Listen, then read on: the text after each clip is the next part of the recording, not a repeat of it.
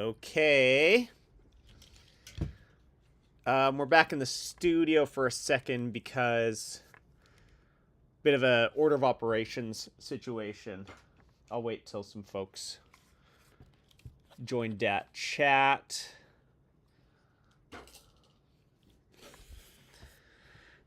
Let me get some stuff set up here.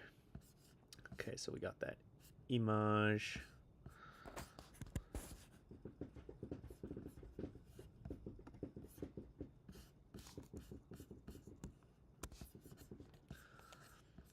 I'm gonna open up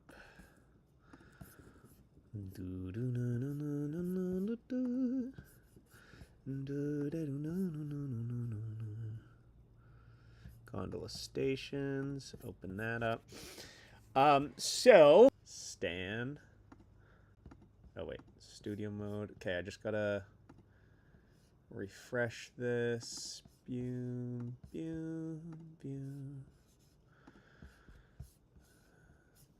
Transition. So,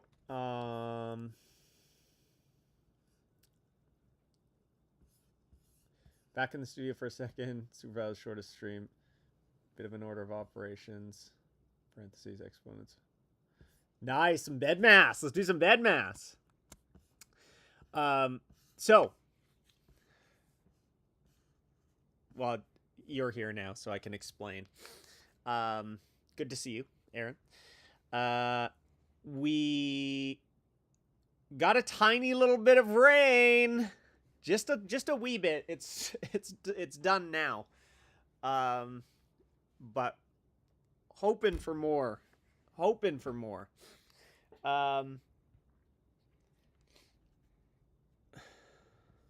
No, it's all good because I want to get going here. So we determined that the shelf works beautifully, and so we're gonna do the shelf on the bottom. So I wanted to just bring this drawing up so that I can like better explain what the plan is down here, because it's gonna be a little bit different.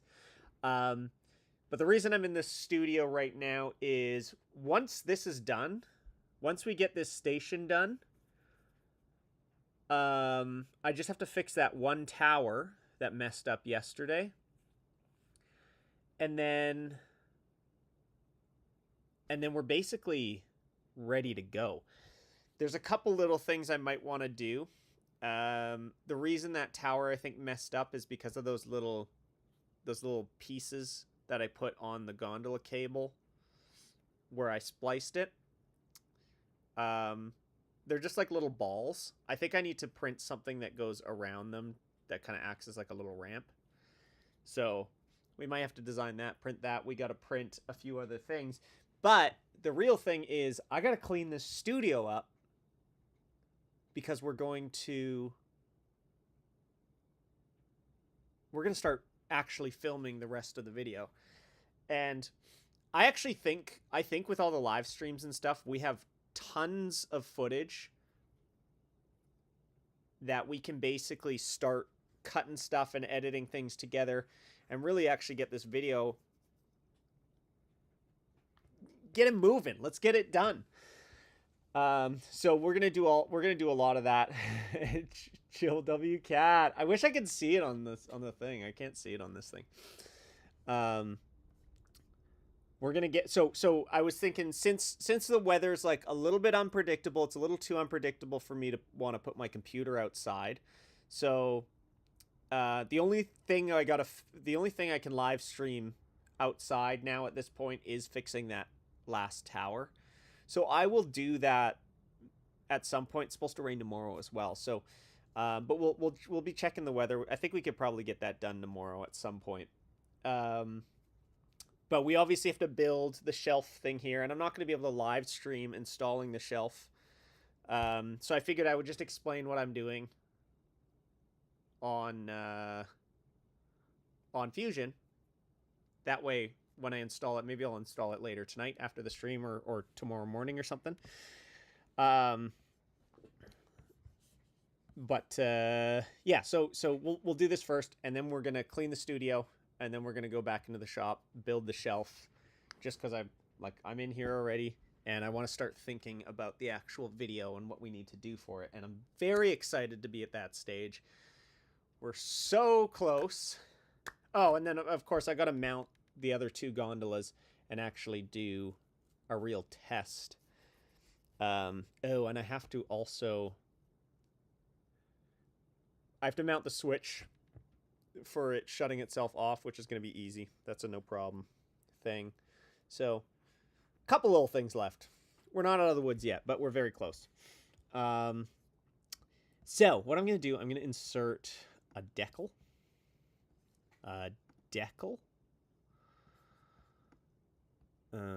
going to pull this just off screen because I don't know what's in my stuff. I think I have like... Oh yeah, that's what we want. Boom. And let's aim for this face. Let's scale this boy. Oh, no, wait. I don't want a decal. I don't want a decal. I want a canvas. Insert from my computer. All right. Well, that's fine. It's a little bit different than what it ended up being like. But that's good enough. We can angle it. We can get this in place. Obviously, this is 3-dimensional. In the picture, here's the bull wheel. Here's my model of the bull wheel. And there's the frame, and it kind of matches up. So there's I was going to build this whole, like, structure that does the what the drawer slide does, and we ended up with the drawer slide. So the nice thing about that is the drawer slide option gives us all of these mounting areas to put the crossbar that holds, you know, there's a crossbar here that holds the shelf in place. So we can definitely put the same crossbar we did up here, right there, no problem. But on this side, can I turn the opacity of this up? Is the opacity a thing? Yeah, there we go. Crossbar has to be before the bull wheel, right? I can't do it after the bull wheel because the gondola will run into it. And the shelf stops at the halfway point of the bull wheel anyways. So unfortunately, I can do a crossbar here, but I can't do one here. So I got to figure something else out. Not that big of a deal. Basically, it's just going to be 2 independent bars. And maybe I'll come off of this leg so that I at least have something to bolt to. Yeah, I could just bolt to that leg, and that'll be fine. It doesn't need to look good. 4 cats in boxes to you. Thank you for clarifying. It's just too bad you can't see. Set your camera to time-lapse IRL and have Studio just clean itself. Well, that's what it'll look like in the video. Actually, I won't have me clean the Studio in the video, let's be honest. So the crossbar is fine. Now, the one major difference with the shelf down here versus the shelf up at the top is at the top the shelf had to end right where this roller is, and then obviously it spanned the distance between here and then ended right at the middle of the bull wheel. But because the gondola comes down this way and it's opposite, right, and it actually tends to droop the cable down this way, so it doesn't even hit this roller when it's coming down. It does hit this roller. So it kind of comes in, and you know, I actually don't really know, but there is a chance that it kind of comes in at like a bit of a low angle and then sort of comes up a bit. So what I'm going to do to combat that is the shelf is going to extend beyond a little bit. We're going to extend to about here. And I think that'll be good enough. And basically from here, it'll go straight across. So I think I measured this. It was 32 inches from wheel amount. And then I will probably slope it down just to accommodate the potential extra weight that's going to sag this. So we'll slope it down, or we'll slope up. And then at this point will be the 32 inches where the 32 inches actually start. We're definitely going to be doing some studio cleaning videos and stuff like that anyways, so I want to, you know, I obviously want that to be part of my identity. Let's kind of fun looking at it like this, actually. So that's the plan. So we're going to do 40-inch rails down here. Now, the other issue is because of the way this thing, and we can look at it from this angle because we don't need the picture. Down there, this station is actually on a bit of a slant. I did my best to level it. Well, I didn't actually try that hard to level it. But you know, it's sitting on a hill, it's uneven, so I basically just plopped it down until it wasn't moving anymore. And as a result, it is kind of at a slant like this. Actually ended up building is actually beefier than the one up top. And if you remember up top, I ended up thinning out the frame so that the gondola, and it's built in this way that I can't really thin it out too much. So the fact that it's on a slant, I think, is actually a bit beneficial because it slants this way. So as the gondola is coming down and reaches the station, the slant here gives the gondola coming in a lot of room. So it's not going to hit the frame.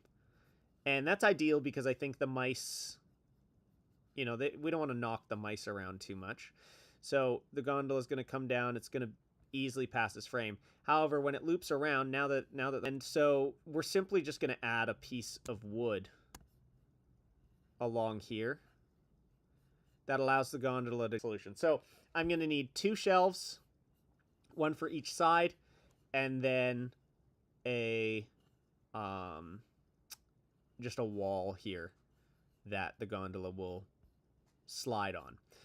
And then the final thing we need down at the bottom is we need to create the trigger that will hit our little leaf mechanism. And what I'm thinking is we'll probably put another board across here, yet another board.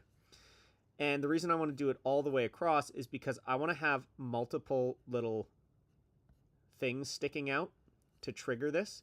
In case this comes down, in case the gondola comes down and has like a bit of a wobbliness to it, it might miss the first trigger. And so I want to just give it as many opportunities to trigger this leaf as possible. We want to make sure like there's like 100% gondola really stables out, really stabilizes. So it's good. We're going to have lots of opportunities to hit this thing. I did my okayest. I did my okayest. So that's the plan. So we're going to need 2 shelves and 2 walls, essentially. And then I think I'm literally just going to throw screws along there to trigger the leaf.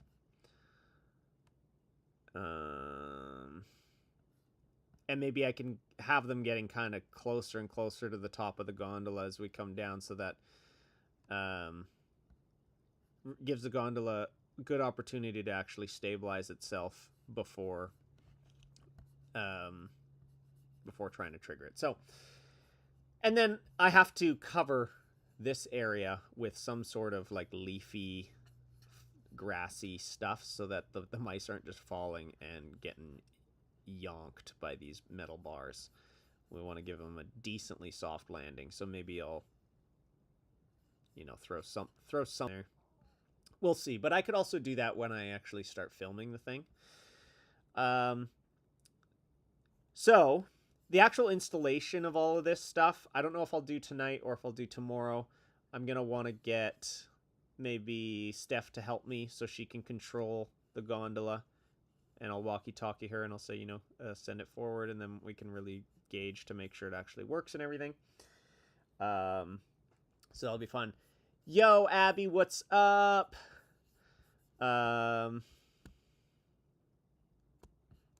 So that's the plan. Fairly simple. Now, just while we're here, I do want to get a couple prints started. And so the big thing is the cable, right? We have our cable here. And that mishap we had yesterday, I want to explain what I think happened and explain the potential. Choop choop choop choopity choopity choop Doom boobity doopity boop. Yoopy doop. And so it's probably a 1/4 inch, I would assume. Yeah. So when I spliced the cable, I added these little hammer-on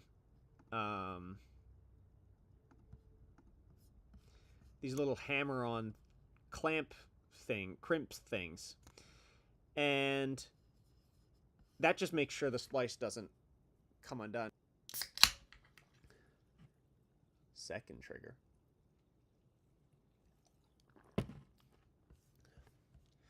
That sounds like a busy day. Where's this gonna come up?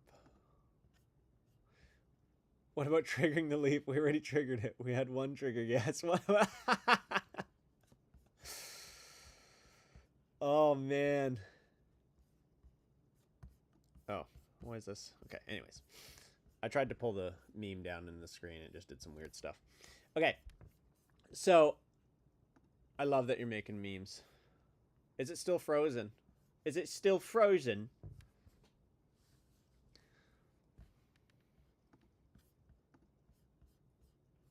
Let me know if it's still frozen. It looks okay on my end still. So, you know, we have these little things. I thought it was going to be fine, but I do think what ended up happening is when this rolled over, it kind of bounced off of the wheel and ended up getting stuck behind there. So all we need to do, I'm just going to print like a couple little cones that I can glue onto this.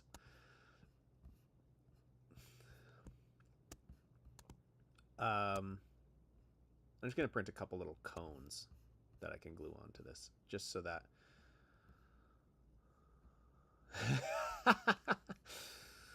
Nice. So how do we do this? At an angle.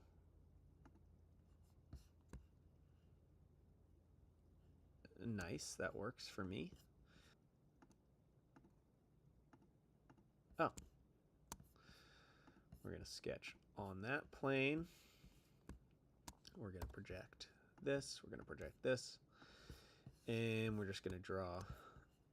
I hate that this is at an angle, if I'm being entirely honest, but that's fine.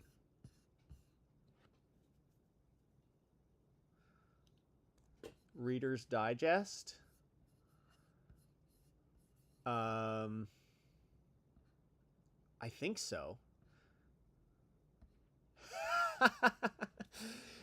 So remember how I think you were on the stream yesterday when we were sending the gondola, or we were testing the chain, and it started pulling the tower down, the second tower. I think what happened is this little, I added, where I spliced the cable, I added these little crimp connectors to make sure the cable didn't come unspliced. And I think the little crimp connectors are just like, they end up being just like these little balls on the cable. And so I think what happens is these little balls hit the rollers and kind of bounced it off of the rollers. So basically all I'm doing is adding a little ramp, a tiny little ramp that will, that I'll be able to just glue on to these. And so it'll make these a little bit less of a violent thing. That's right. Yeah. It was a whole cable thing. I'm not worried about the twist of the cable, but anyways. So that's the plan. And so I'm just going to quickly model up a couple things. And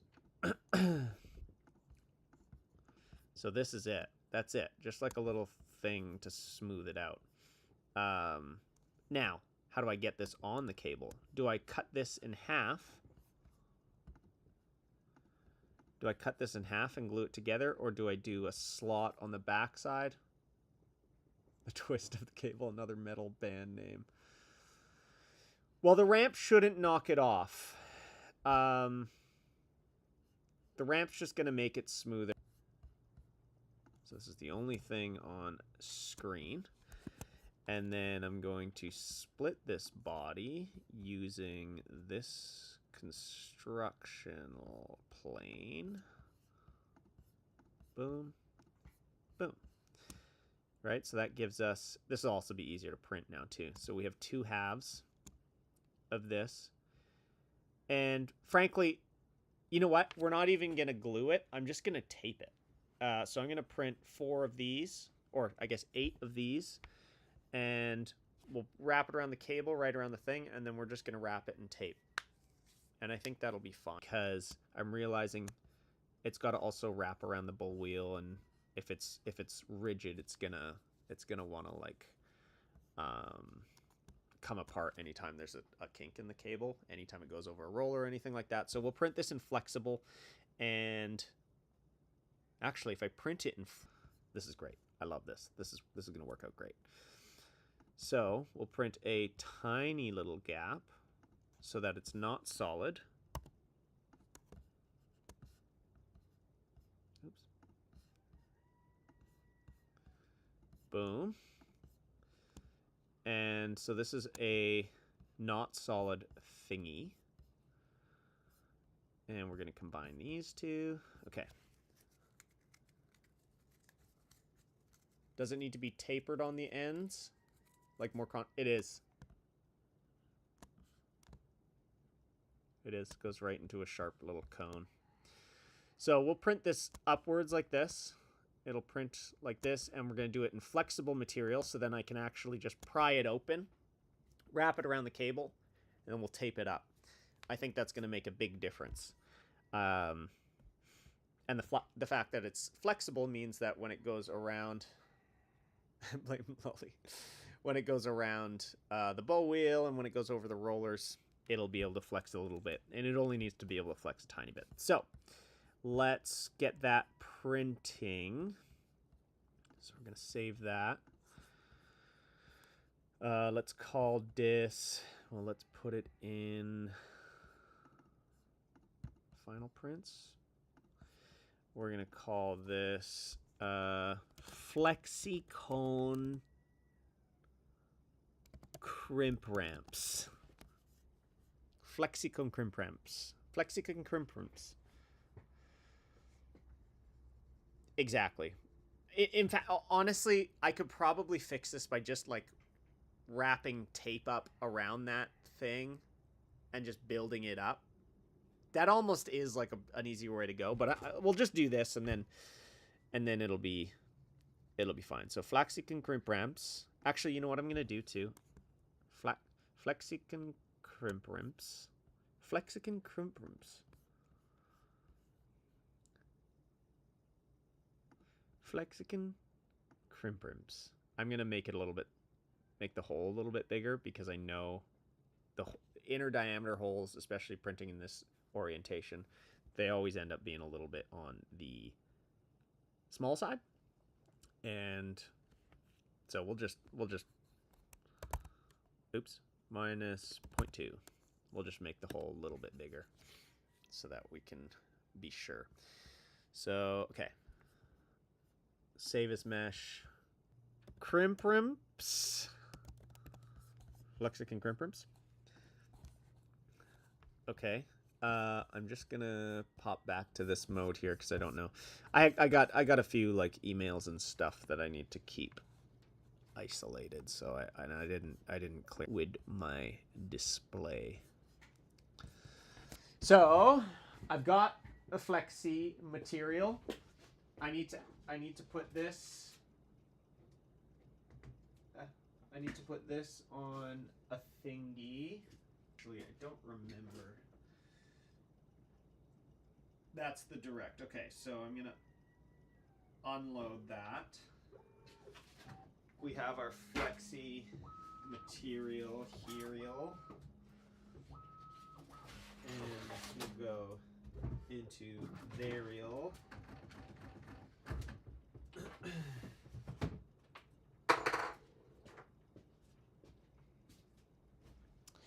And then we got to print some more of these as well. That's true. Yeah, the CIA does email me a lot. They want to do a video. They're going to sponsor me. We're going to be doing kind of the same gondola thing, I think, but it's not We gotta keep that a surprise. Ever since I watched that first vid of you, I found at like 3 a.m. I knew you were that obvious.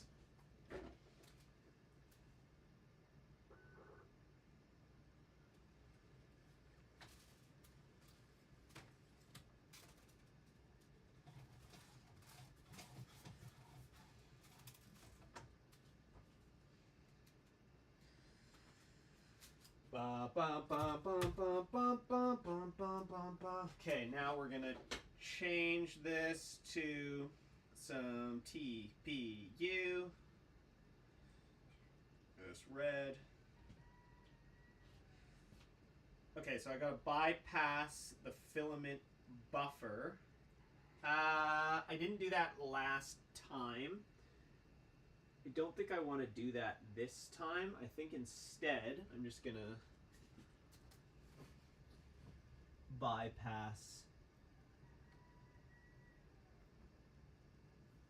Instead, I'm just gonna buy. Oh yeah, that's right. So this has to be.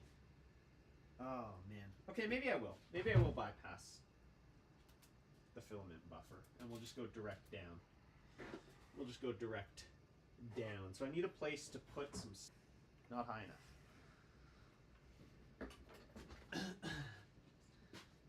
I need a place to put the AMS unit. Where can my unit go? What's my range go? So maybe I'll make a little stand out of spools.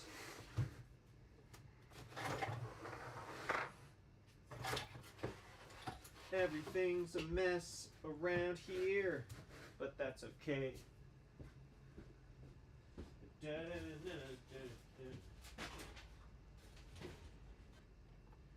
Yep. And then I can pop the lid off. Okay. And then what do I do here? How do I remove the how do I remove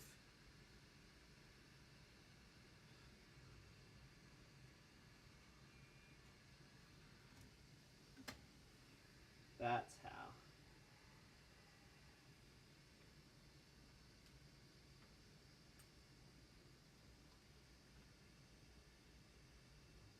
Nice. Nice. And then this guy, I can just put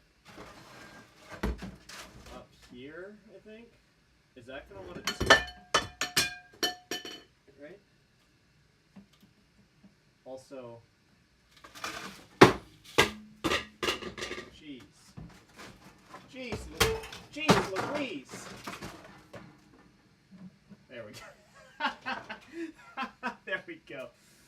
Oh my goodness. Confirm. Clean the nozzle before printing.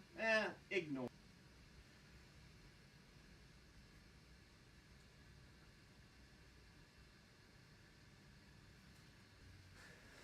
Who says I need to clean this studio?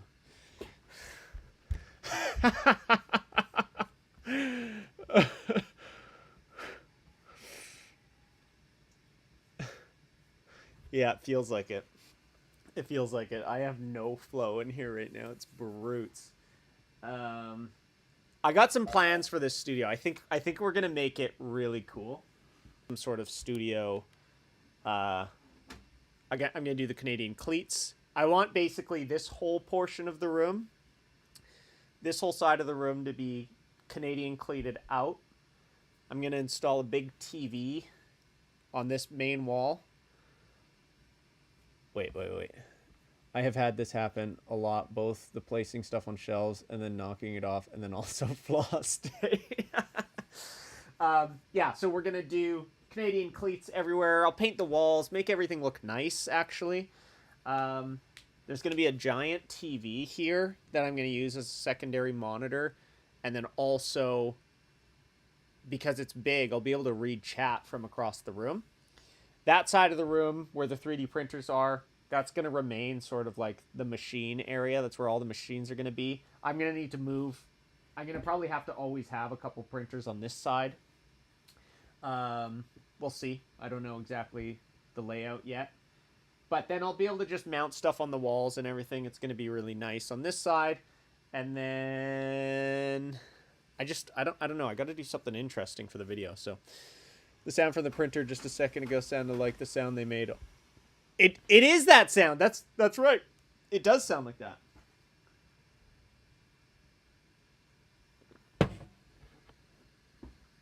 All right, we be purging some of those panels. I build a nice wood frame for them, just out of 2x4s. It doesn't have to be fancy, but build a nice wood frame, and then I can put LEDs inside of it and backlight the whole thing. And I think that'll make it really fun and interesting. It does. I'm sure. Maybe it's maybe it's not exact. I don't remember. You would know. You would know what note it is. But having, it's almost like a tritone. I feel like, having the big TV here. I do have a window here, so I'm gonna have to basically block the window, which is kind of weird. But I think that's the right call. You don't really need windows in studios, unfortunately. And this window doesn't really do anything for me. And I think this side where the computer is now will be my instrument side. This side will be the building side, and then my desk will probably be right in the middle, right underneath the big TV.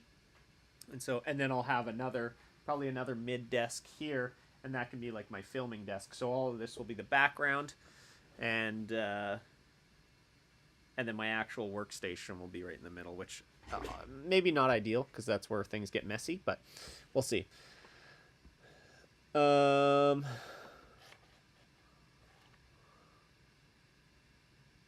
not nuts. I think it's sharp. Okay, so printers a little clean.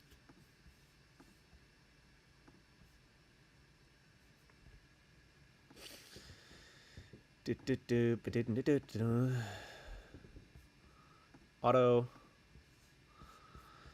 and we're gonna have to sync dat info, overwriting, okay, and yeah, generic TPU.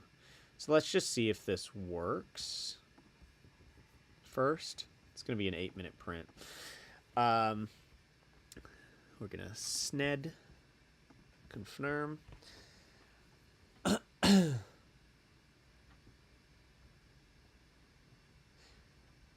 And there's multiple notes there, right? Like I'm not hearing a single note. There's 2, right? Is it a tritone or are they just semitones? I don't know. I don't know. So that I can film in here. My goal is not to create the perfect studio at this point. That will be the goal at some point. But not now. I gotta think about this. I think it's a major third, but with an obnoxious timbre. Yeah, maybe that's what it is. Maybe it's the timbre that's like throwing me off.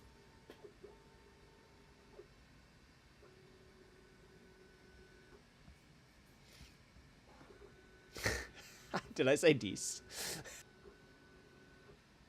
I don't even know where this is still. Boulder City. Where is this? Oh, this is like...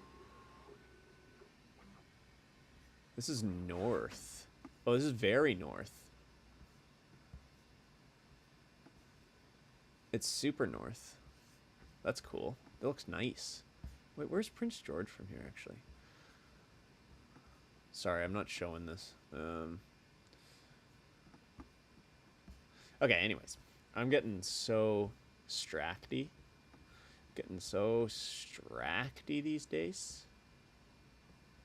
Oh, wow, it's so much further than Prince George. Oh, Prince George is huge. Okay. So let's. Yeah, that's crazy. These files. So let me tidy up a little bit because this is getting out of control. One thing I'm gonna do. I thought this would be kind of fun. Let's get rid of stewed mode. Take y'all with me. So there's a few things I really want to get done.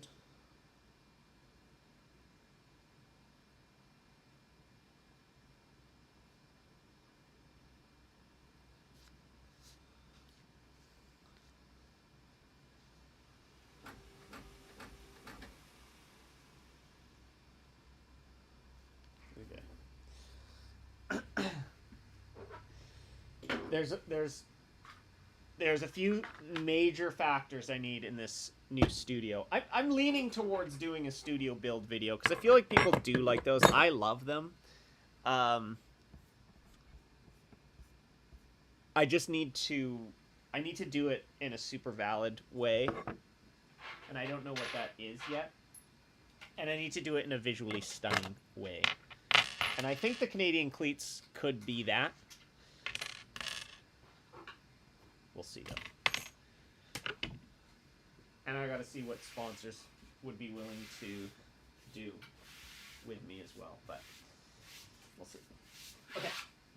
So I'm clearing this desk. We can probably go bat style. I'm gonna pull HDMI out. Yes. Yes! Standing desk mode activated. This is so not stable though. Why is this so unstable? Wait, I gotta fix something. I gotta fix. So ADD of me.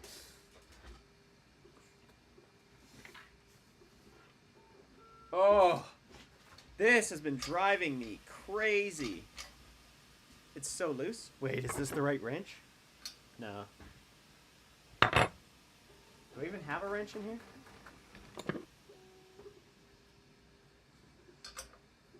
Alright. Oh my god, this is gonna make this thing so much better.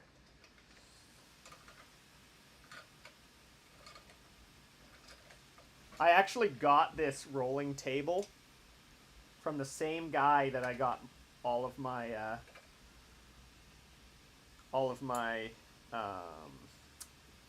ducting equipment, or not ducting, the ventilation equipment. I got like four vent pumps from this guy, or vent fans, and I'm only using one. And I was gonna maybe sell the rest, but I don't know. I might use them too.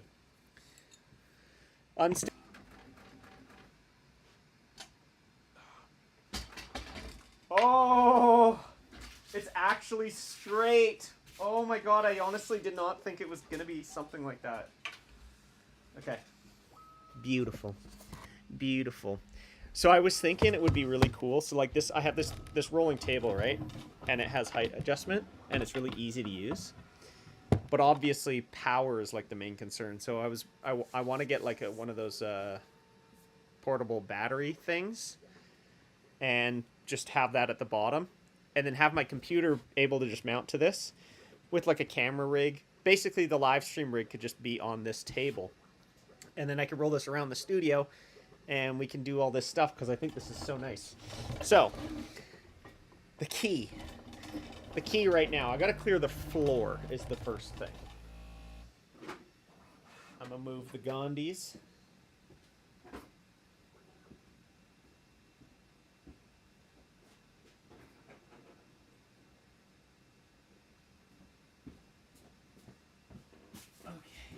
That's good enough for what I want to do in this instant. I want to show you guys just how bad it is in here. I want to show you just how bad it is in here.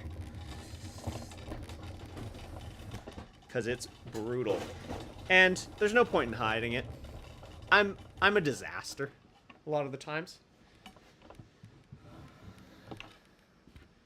Oh my god. Oh my god. So I'm going to set you guys up here for a second. I'm just going to start clearing stuff because It's bad. It's so bad. Clear the floor first, and then we can work on the rest.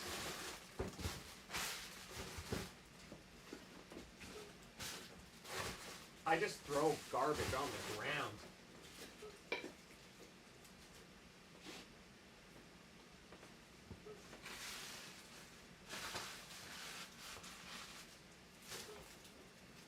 I need garbage bags. I need like way more garbage bags.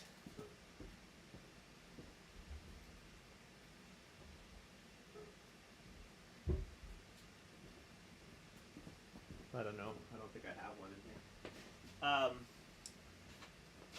So one of the things that I really want to incorporate in this studio is either a 360 camera or one of those ones with the gimbal that follows you. Some way that I can have a camera set up at all times that I can move around the studio and it follows me.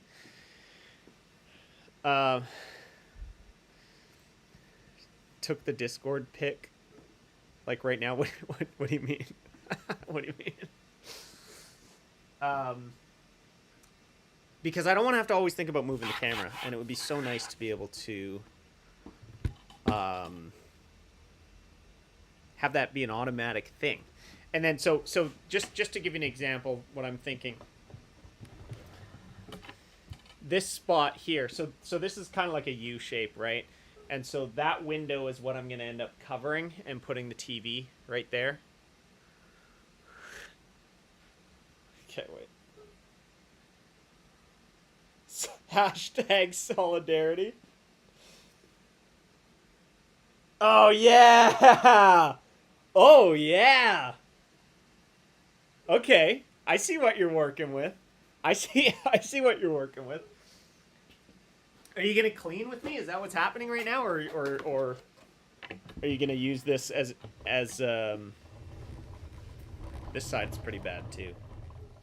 Not as bad, but like all this stuff here, it's all just cardboard, which I don't want to be putting outside right now. So I'm gonna fill this cardboard with cardboard.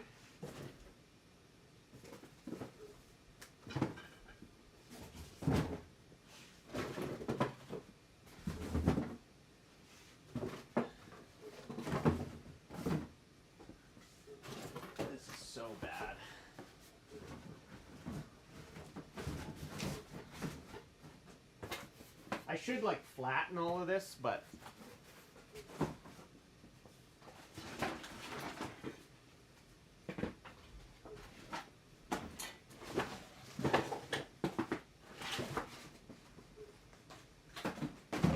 okay, such a mess. Such a mess. I have to finish getting all this sheet music together for yeah, no, that's priority. Luckily, it is a priority that I clean this right now. It hasn't been the last few days, but now we're getting to that point, so it is important that I do clean this so that we can have a fairly seamless filming experience. Oh my goodness. You and me both. You and me both. Okay, wait, let's see our little... See how cool this is? I can just move you guys around. This is great. I love this. There's our little cone. Yoink.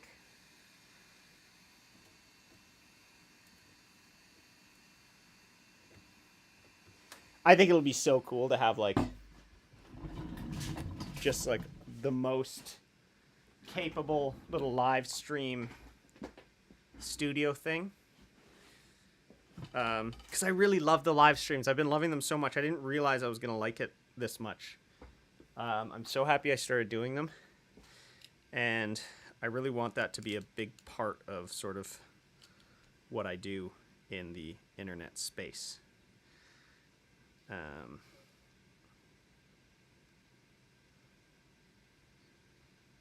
Okay. So I'm just... Oh my god, I literally can't film this. I'm just trying to this little separation part and to break, so I gotta cut it. There we go. Okay, so now we've got our little... Oh yeah, that's perfect. That's perfect. So nice little ramp. Nice little rampa. I think that'll be good. I think that'll be great.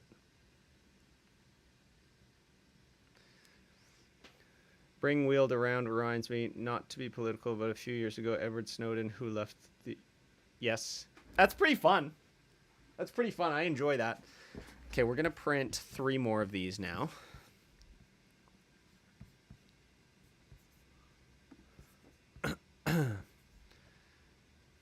That's crazy. It was 8 minutes to print 1. Up here, folks. Oh my god.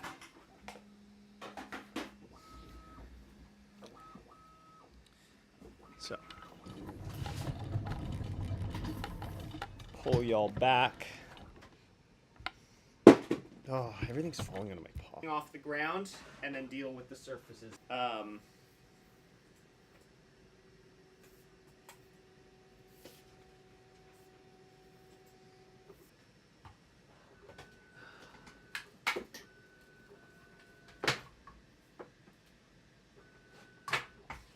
I also, my cable management is so bad.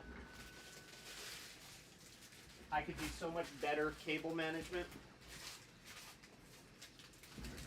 if I just spent any amount of time on it, like literally any amount of time on it, it would be significantly better. Oh my god. Oh my god. Okay, I think I've mentioned this before. I just found this guy on the ground. This is a fly.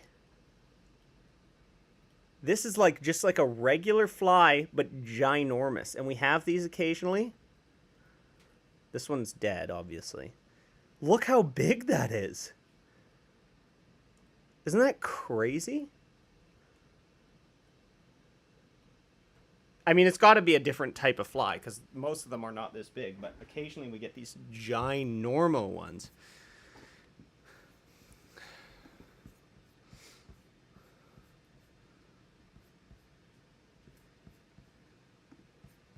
Cable management is this. They don't. I've never been bitten by one.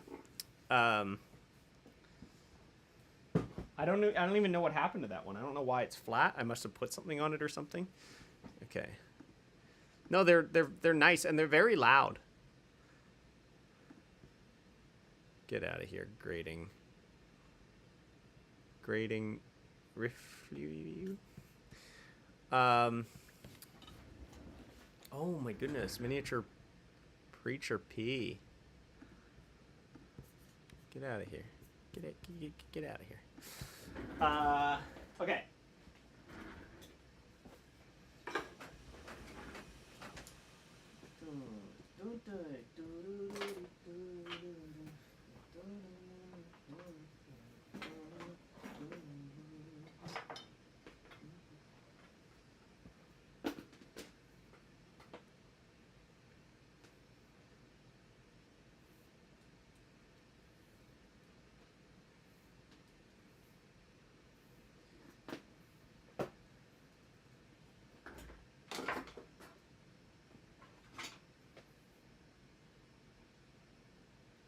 That's a good thing to have. My goal is I want chaotic organization. I'm not going to do the Gridfinity thing. I'm not going to organize every individual little component. That's why I want to do the Canadian cleats, and I want to have the most, like,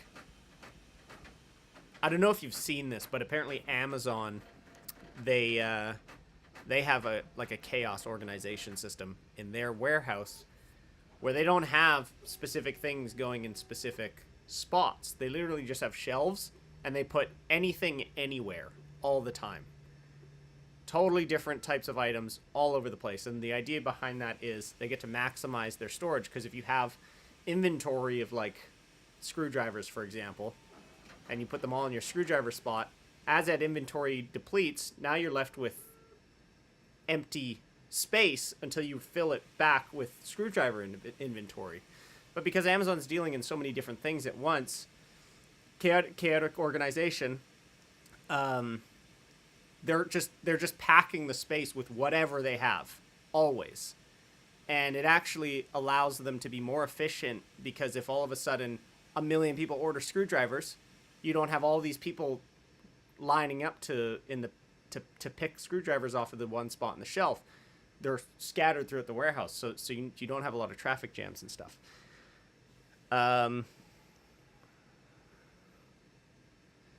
Exactly. So I want to have everything displayed. I want to make it so that, like, the cables that I use a lot are, like, as easy to get some for, like, a while. And I always think about this with, like, the Gridfinity systems. The Gridfinity thing, I think, works for screws when you're disciplined enough to constantly restock your screw bin and everything. But I always struggle with the fact that, like, when you're working on a project, you don't know exactly what kind of fasteners you need. And then when you do figure it out, you tend to just use, like, 1 or 2 types of fasteners, and you use all of them. And so you end up having this, like, storage situation where you have so much space dedicated to having all of the different fasteners you need, which is great. But then you end up using one of them a bunch. Now I've got this shelf full of all of this other fasteners that I don't tend to use. But I've already developed this whole, I spent weeks printing these boxes for all of these different fasteners and all this stuff. Now it just seems like a waste of space. Now I've got all this extra space of all this extra inventory that I only use a little bit. Meanwhile, I'm going to that same one bin every time. It would be nice if that bin was like 5 times as large and I could just fill that. So that's why I don't really want to commit myself to any sort of specific, I don't know what I'm going to need every time.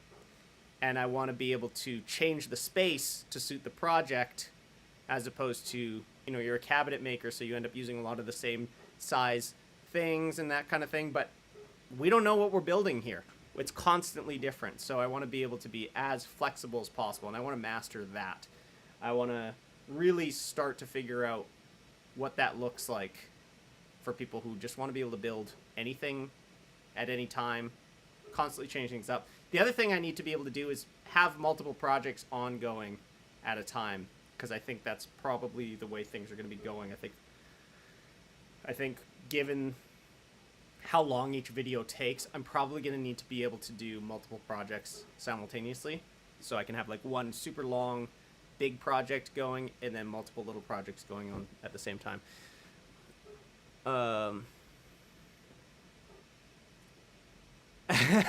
Okay, good. So I'm not the only one, and that's the thing. And I don't see a lot of people do stuff like this. I think Adam Savage is probably the closest, because he's constantly changing things around. He doesn't have any like really super rigid thing. I actually had this one idea of using sacks to store things, and I was gonna call it pilot storage, because I was thinking in my lean-to for just like random stuff, so like specific things for each individual component. But I have enough that it takes up space, and right now I just put it in a bin. And what ends up happening is I dig through the bin looking for the one little thing I need, and it's really hard.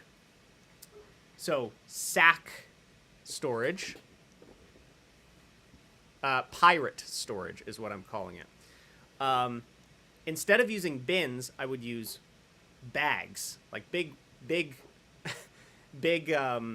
burlap sacks, right? That when you put them on a surface, they open up completely. And so you can literally just like open them up completely, sort through all your stuff, and then just wrap them. And you can just easily grab them, open it up, get whatever you want, and then wrap it back up. And the reason the sacks, the reason the bags work is because say you have just like a few little plumbing parts. The bag's going to hang real thin. But if you have a ton of stuff, it's going to expand. And so it's a more fluid way to store things. And I've been thinking type of screw, and the rest of the screws don't matter, and you kind of want to be able to push those out of the way and just be able to store that one thing. But then as as that storage depletes, you don't want to have like a big empty space now. So having something that actually like is literally flexible and can change size depending on how big your inventory is, I think would be really, really good. Some like way to organize it inside of the sack itself would be kind of good. So those are just kind of the thoughts, and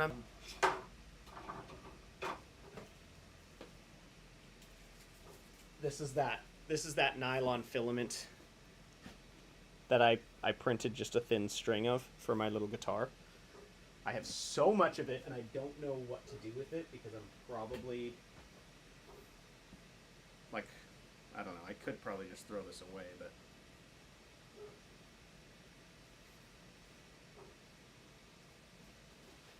I just spooled it around this last time, didn't I? Yeah, naturally it's too big for that now. Ugh.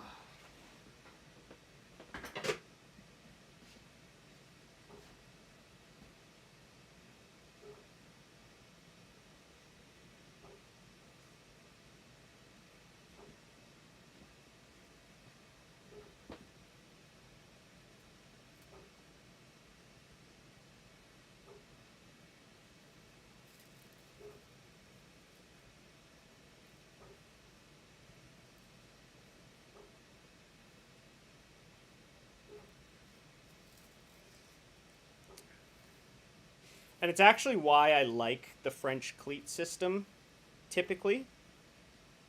And back when I had my shop at my parents' place, I had a French cleat system that I think was pretty good. Because you could just move stuff around. Your wall storage is not rigid; it is very flexible, and but the problem with French cleats is or with any wall storage system, you have to make the actual thing that goes on the wall, and that's the part that takes a long time. So that's why I want to do the Canadian cleats. I think and it's just gonna be more flexible because with the Canadian cleats, I think you can hang stuff directly on them. You don't have to make the cleat you don't have to make the corresponding cleat to hang something on there. You could just hang, you could hang pliers just on their own.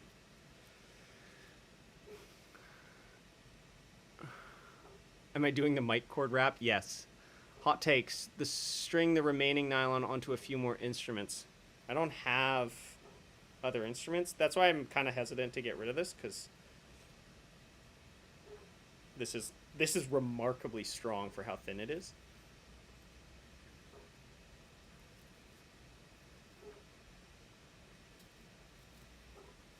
It gets a little messy at the end here, so it doesn't wrap that good. So, I'll just like maybe tape this up. Maybe that's the move.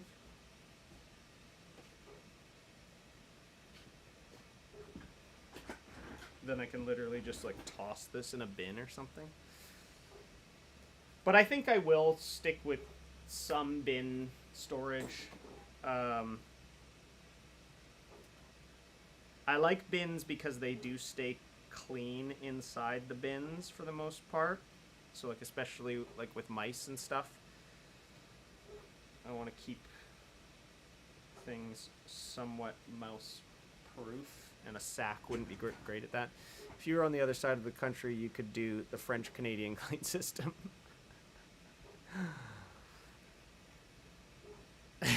That's true. I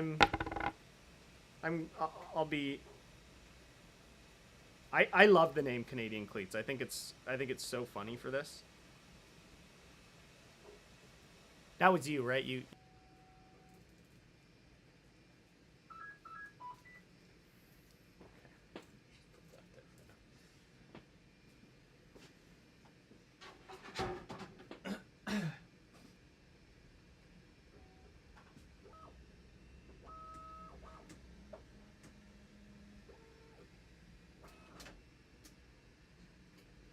Okay, we've got our little cones. I'm putting the cones in this thing. Just remind me, because I will forget that I've put them in this little box.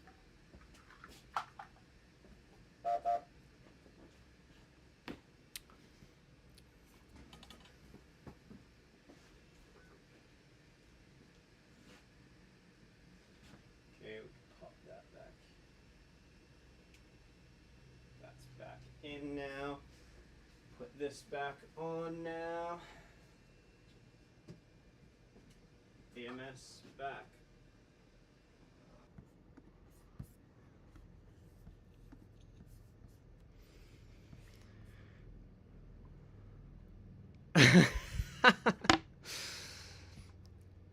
Yeah, that's okay. She's swimming's a hard thing to get into. I often don't feel like it with mice and stuff, or opossums if they invade that far inland. Maybe I came up with a name. I think you did. I think you did. Okay. Floor's looking better. We're gonna keep going.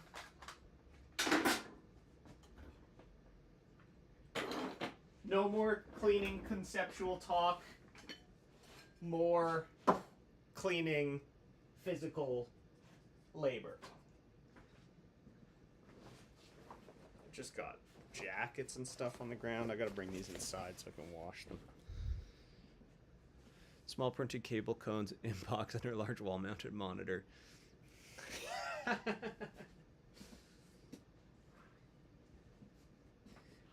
So I do need bins to store like all of the prototype stuff I've made. One day I might get like a PLA processor so I can process some of the plastic that I... Okay, so I know the acrylic and stuff goes over there. These can all go on the thingy.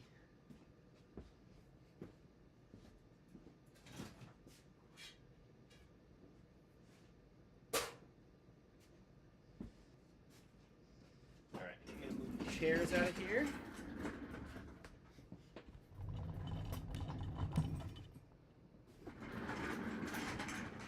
I also might move... I might move this closet into the back.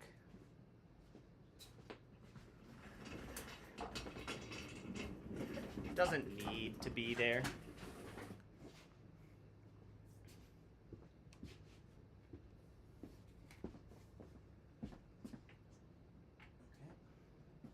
Okay. Yes.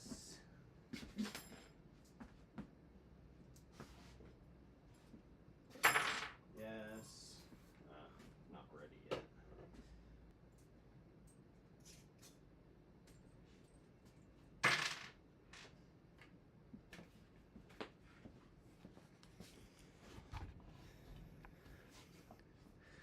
So I don't. So the plan is going to be this wall.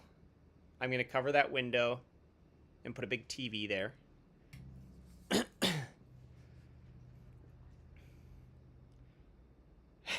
No. The base does look like it could be a broom, though.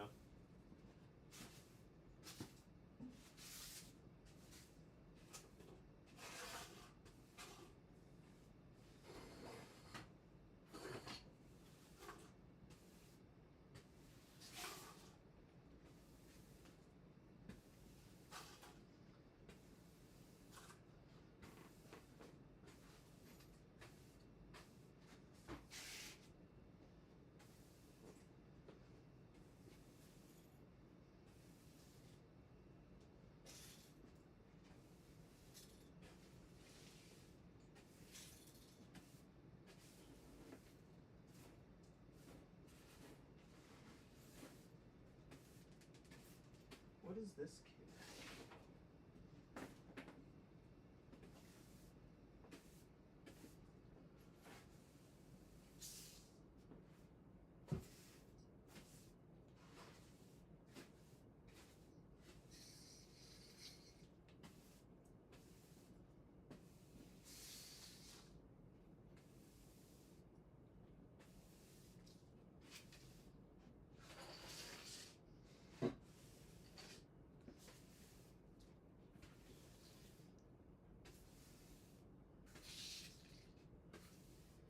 One of the things I need to get a nice big like 40-foot sea can and just create like basically a library of prototype storage, because that stuff that stuff piles up, and I don't know where to put it all.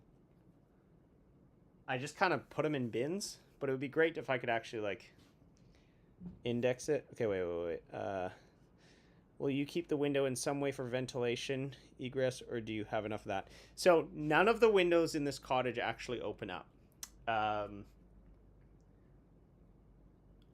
We bought just like picture windows for everything because it was super cheap. We have a giant sliding door in the back that is pretty much 100% of the ventilation, but then I've also got like the proper tool ventilation hooked up. And so I don't need the window. Especially when filming and stuff, it's actually better to not have the natural light in a studio setting, because then if I'm filming in multiple different times, the light doesn't change throughout the day. So I'm okay blocking that window. I have a giant glass. Yeah, I'm actually probably going to block like all the windows in here. And then for ventilation, I might do some sort of like heat recovery ventilator system. You know how deep I want to go into making this a pro studio space, but I do just want to get it so that it's way more functional for the live streams and for building and for making music, just for making anything. I'm tired of having to clean up every single time. Like do like major cleanups every single time. I'd like to have it so that it's like mostly organized on a fairly consistent basis.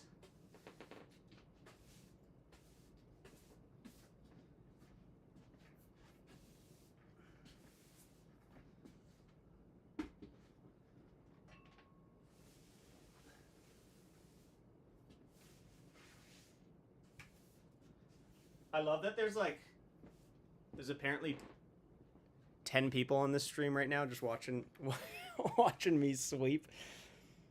I do think this is crucial though, because this is the stuff that people don't like to show, and it's embarrassing how messy it can get.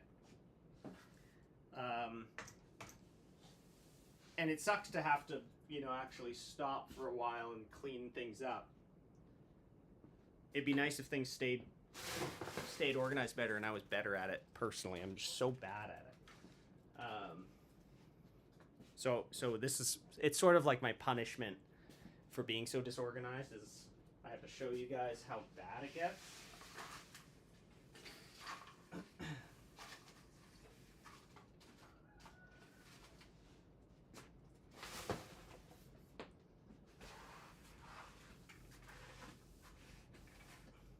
Because I cleaned this place up prior to starting this gondola project. It was clean in here. It was relatively tidy. And now it's what's the ball next to the guitar?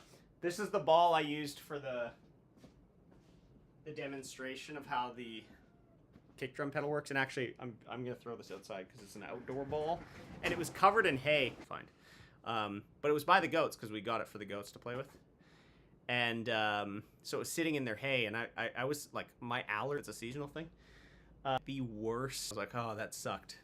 My allergies are so bad. And then later on I decided I needed to do another shot with this, so I took out an allergy pill before I did it. It didn't help. It was still bad. But this ball's a nightmare for me. This ball's a nightmare for me.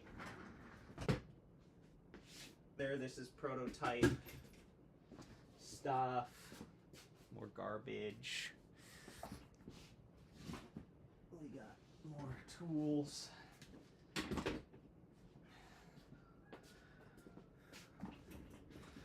We got tool chargers, a planer.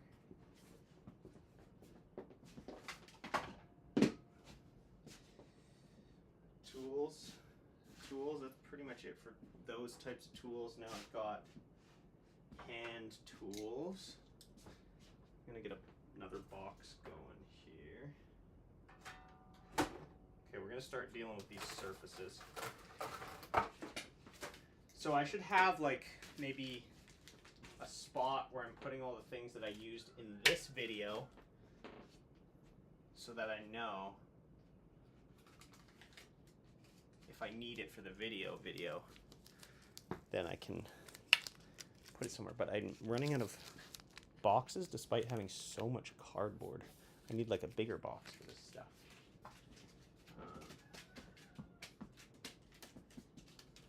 Or I could just put this under the desk for now. Maybe I'll just do that. Ow! This area under here is going to be the... that MacBook just destroyed my head. So prototype stuff, I'm just going to put under here. Stuff for the video. I'm just going to put, this is prototype for the pedal. Tools. And tools.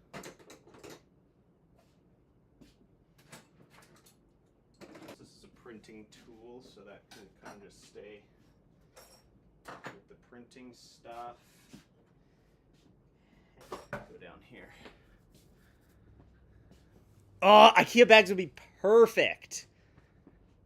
IKEA bags would be perfect. I don't have any. And I don't have an IKEA anywhere near me either.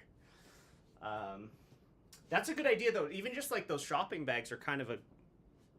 I should maybe keep a bunch of those in here. Do I not have a bunch of them in here? No. But that is a good idea. I'm going to maybe start keeping that stuff here. Okay, so camera stuff. I do have a camera spot in the back there, but it's filthy right now. And there's a bunch of stuff on it, so I don't really want to deal with that.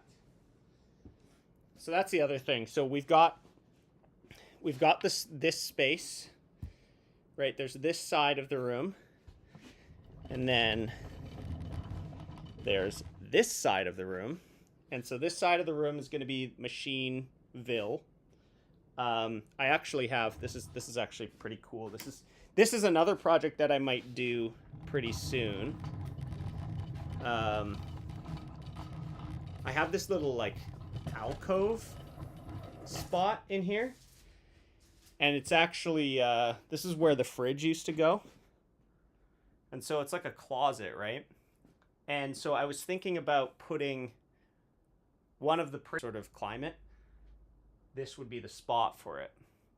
So I'm thinking about doing that, making that like the engineering printer closet, having just a couple printers by me over there, and then space for tools of all sorts. Maybe we'll get a CNC, maybe we'll get that kind of stuff at some point. So I'm just trying to think of that, how I can do that. But anyways, it's all backed up laundry and packing for vacations. Moving bags, that's a good idea. Sponsorship incoming. Anyway, so I'm going to roll you back over here. So that's kind of the layout of this building, this part of the building. I also have, this is like my electronics desk. The problem is I never end up using it. I think the reason I don't end up using it is because, like, I actually really like it. I like all the stuff here. It's harder to film here. And so for live streams and stuff, it's not ideal. But maybe I just have like a camera thing and maybe set up a monitor or something. This china cabinet's got to go. And so this is going to be, so that might be what that is.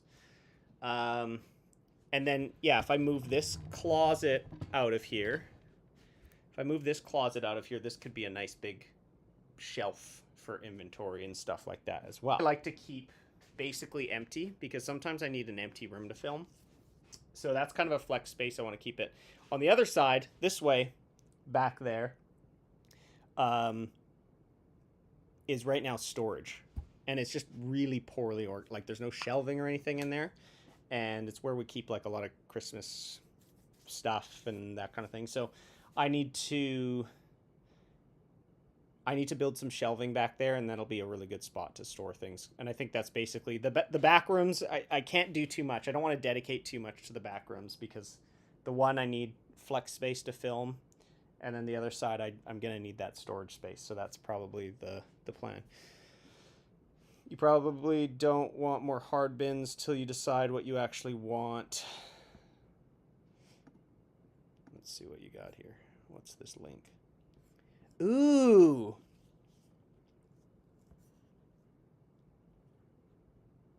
Six-pack. That's pretty good. Bin thing. Completely full, in which case it's impossible to look through what's in the bins. They're just wasted space, right? So I love that these moving bags are clear. I think that's a really, really big positive on those. I could easily just throw a bunch of 3D printed stuff in there. Because right now, you know, I have all of this stuff. So like when I was doing the 3D printed instrument stuff, obviously like all of these things are just like prototypes. None of these are actually the instruments that I ended up really using, other than the little guitar there. So when I do the wall system, I'll probably hang like the main ones. I'll hang like this just because it's like part of my identity. But all this random other stuff, I just want to get out of here. I don't even want it in here. And this I could easily throw them in bags. And then again, I have down here, this bin's just full of stuff as well that I'm probably never going to touch again. And so, but you never know. And I might need that stuff at some point. And then also, like, I just don't want to throw it like a bunch of plastic, especially if there's ways that you can break that stuff down and turn it into filament again. So I want to kind of hang on to that in those in the event that ends up happening. Yeah, no, the ones you sent me are the ones that open up top. Oh yeah. Yeah, I might start doing that. That's a really good call. That's a really good call. You with the good ideas. Lots of good ideas. Okay, we're gonna keep going. We're gonna keep going here. I'm not gonna go too hard. I'm just trying to make it tolerable enough that I can start filming.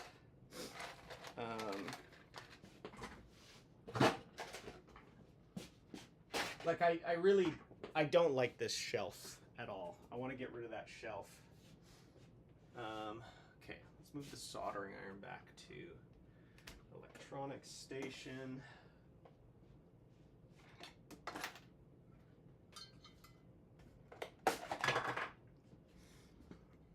Do you have a large trash can you can move in there, or a frame? Yeah, I do. I just don't have a bag, but I have one of those wire things that just opens a bag up, and I usually do use that. I just don't have a bag in here right now, and I'm too lazy to go get one right now. I don't even know if I have any. Optimizing other people's space is thrilling to me. Okay, good. So I am leaning towards doing a proper video on this at some point. I do think it would be useful for people. I just got to figure out like what's going to be the best like sponsor pairing for that sort of type of video. Not really sure. Not really sure. So I'm gonna put this like random little bins and stuff. This is honestly garbage. I broke this and it's garbage, so I'm gonna throw it in the garbage because I'm not gonna try and repair this. I have such a problem with wanting to keep everything. I could always do an improper video on it. Well, that's kind of the thing, right? Like big videos. And I think that would be a perfect sort of like smaller video thing. But what I might end up doing is sort of like after this video, which is like a 2-month already project, it's probably going to be a couple more weeks still. So it's like 2.5 months is a lot. And so I might crank out a bunch of little videos after that just to get through things. And then, you know, at a certain point, if I can get people to help me on the videos, and some, you know, maybe get somebody that can help me film it.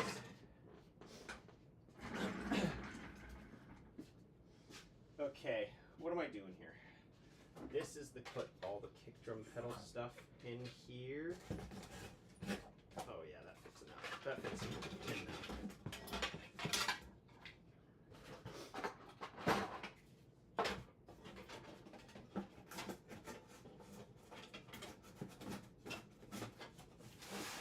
This, that's on a pause right now. This stuff needs a box. The Siren prototype needs a box. This is trash, but probably not. I can salvage stuff from this. Yeah, exactly. And I personally, there's studio tours and studio build videos are some of my favorite videos. So, nice. Well, I think we'll be streaming for quite a while yet, Aaron. So, hope to do all that, but it's not like I'm wasting any time doing this. I'm gonna have to do this regardless. So.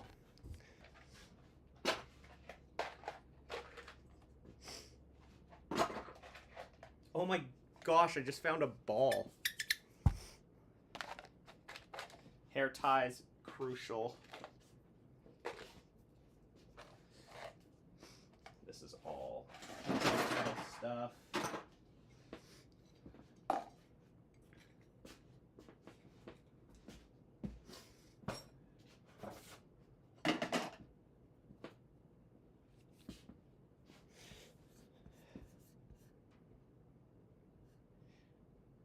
I wonder if I could print my own insulation panels. Insulation or like acoustic panels? Because I made these acoustic panels a long time ago. And they're made out of insulation. I love the senior citizen aerobatics thing. I think that's so fun. Okay. This is cool. This is a cool thing. I like that. I want to keep that on display probably. This is the stuff. Okay, sockets. I don't like the Gridfinity thing. Oh, water. Gotta drink this. That's a good, that might be a fun thing to try.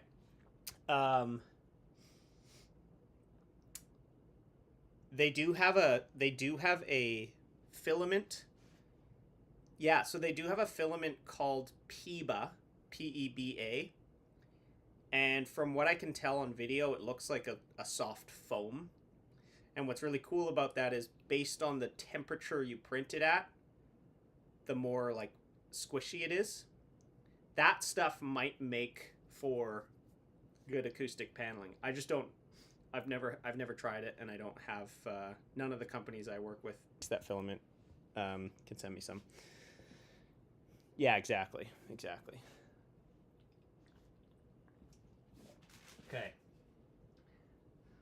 This got to go back inside. Actually, I'll put this on top of the sweaters here. Don't need the parchment paper anymore. That goes there. I'm going to put the MacBook in here. Hand tools. Ooh, okay. That's going to go back on the door. Oh, bearing container. That's useful. This goes up there. What do we got? Fasteners. Oh, you guys can't see any of this.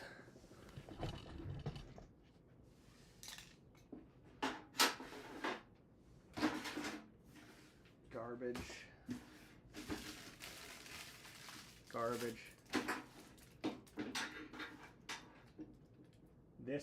This whole storage situation, these like drawers in here, this is like an old school desk.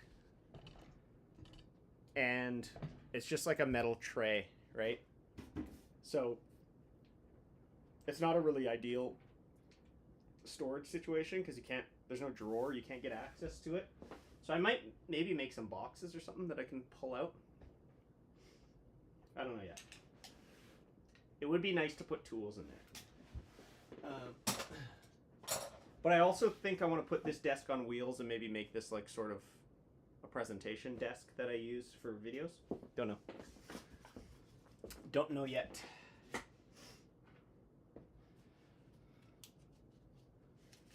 Okay, bearings.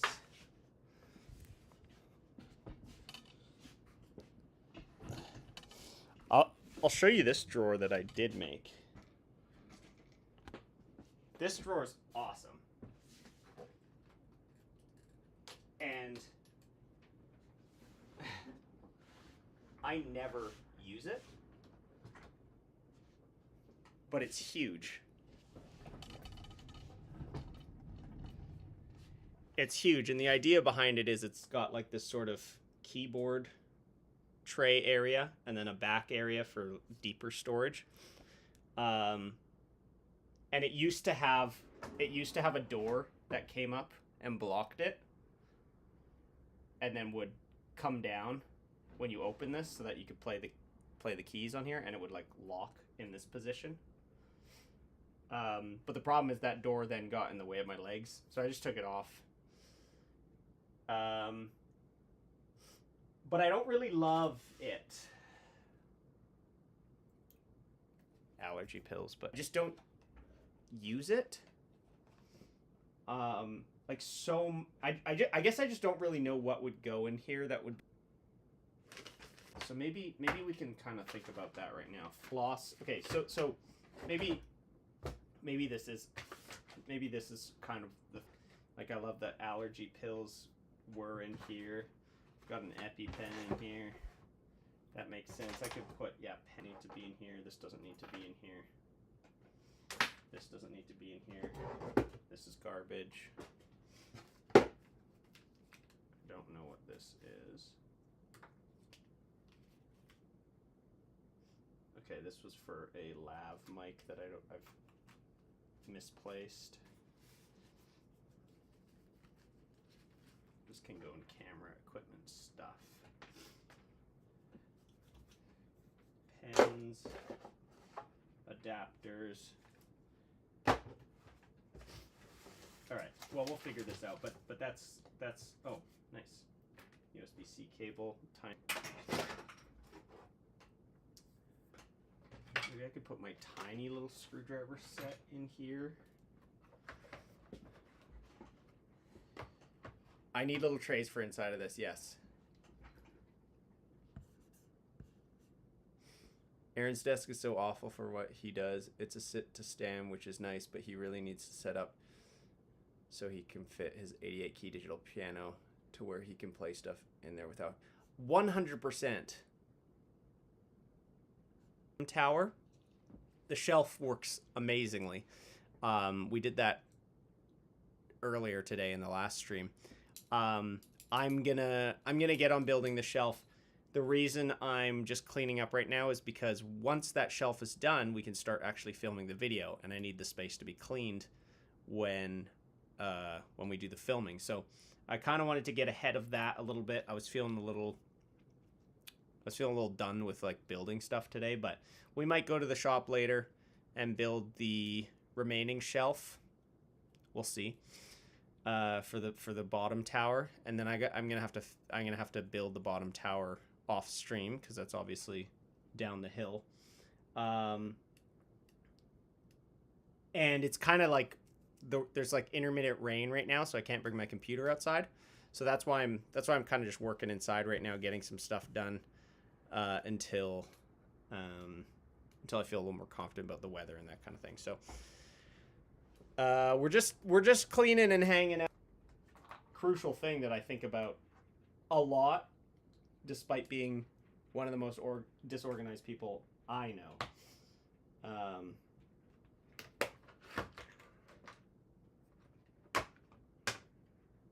So that's sort of the situation right now. I do need to get out into the shop and figure that out. A self-care bin or a tray. What can I use? Is this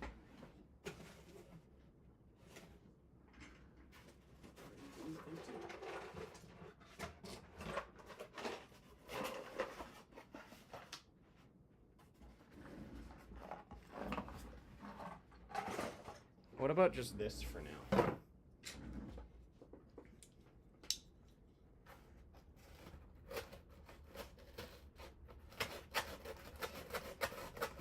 so dull.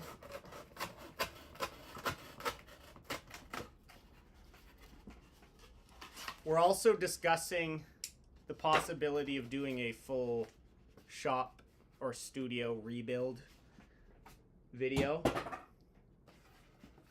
which would be nice.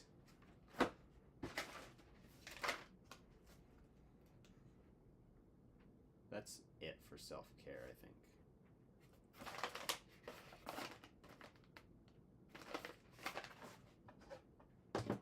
At least right now. I've got floss and I'll put it on the side.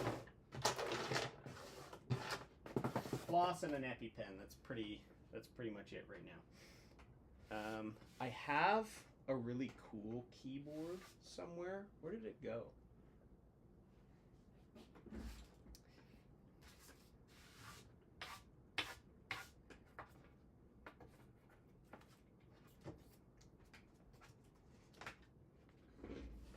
I would love to have a much larger MIDI controller as well, because this thing's so tiny. But it's fine for now. Cable organization kills me every time. Oh, hair ties is self-care.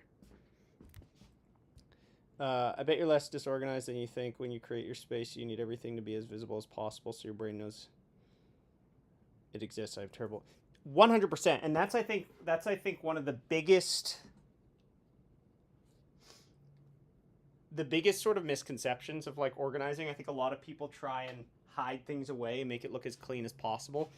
I don't like that. I don't like the look of that for a functional space. I want to be able to sit in here and see everything at all times.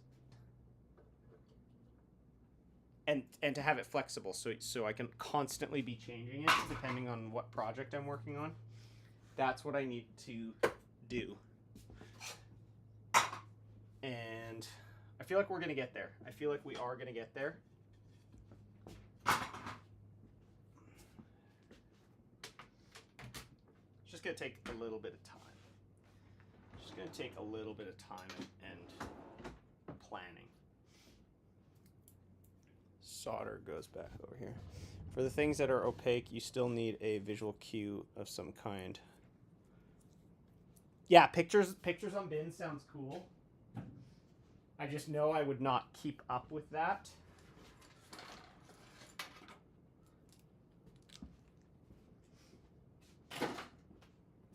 I know I would not keep up with that. Okay. Little fasteners bin. Let's throw them all in here. I'm going to kind of just line the back of this with the little containers of stuff that I got. Fasteners, fasteners, fasteners.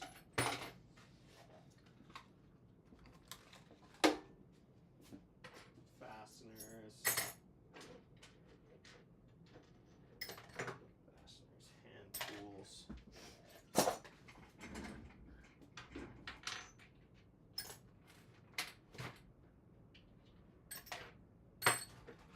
Garbage. Hardware. But that's actually prototype stuff. Garbage. Prototype stuff. Prototype stuff. Prototype stuff. Prototype stuff.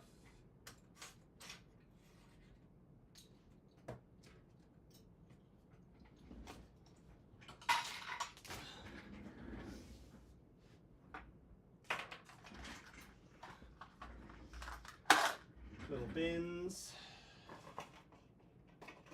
Prototype stuff. Ooh, okay, here's a nice little tiny box. Categories as you go. Probably.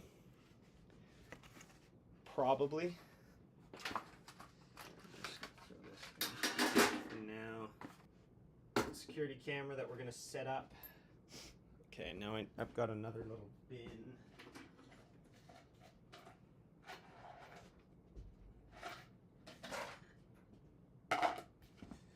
This will be like bits drill bits and screw bits and stuff of that sort.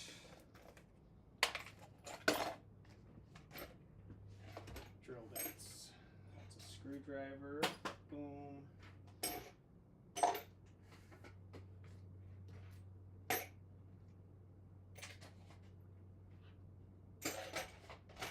Pins. Let's just keep throwing pins in here for now. Fasteners, screws. Ooh, that would say hand tool. Bits and bobs.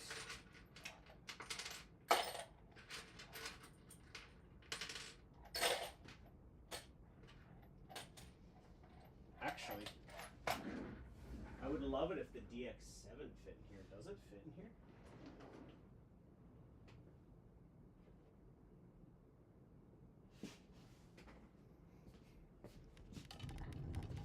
Slows you down in the moment, but saves time later. Yeah, I agree. I just don't know what the categories are yet, and I feel like I can just like lay them out, and then sort of figure out the categories after the fact. I could be wrong. I could be wrong about that. Does my DX7 fit in here? Let's do the old one of these. It's so... Oh, it's probably the thickness. That's the issue, isn't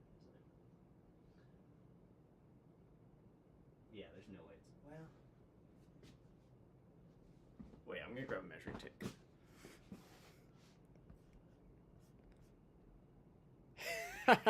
You're so right. You're so right.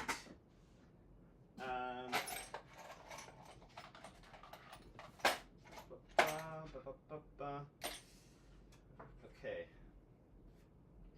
I gotta glue these little mice. Onto the gondola.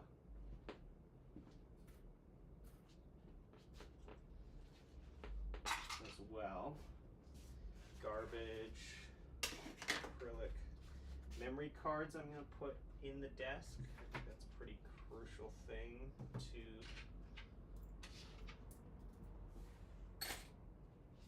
I mean, this is garbage, I think. I don't think I can use that for anything.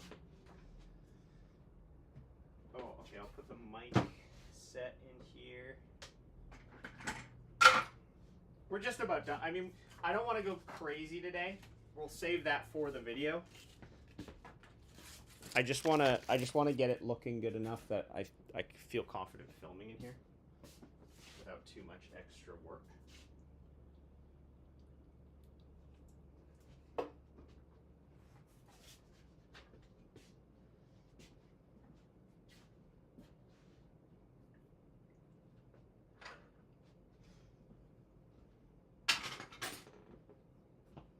For my microphone, I gotta put this on the yellow gondola yet. That's garbage.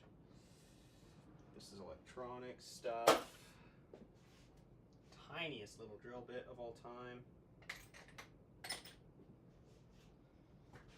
Oh, I guess Kleenex can go in here. Kleenex is somewhere. Perfect.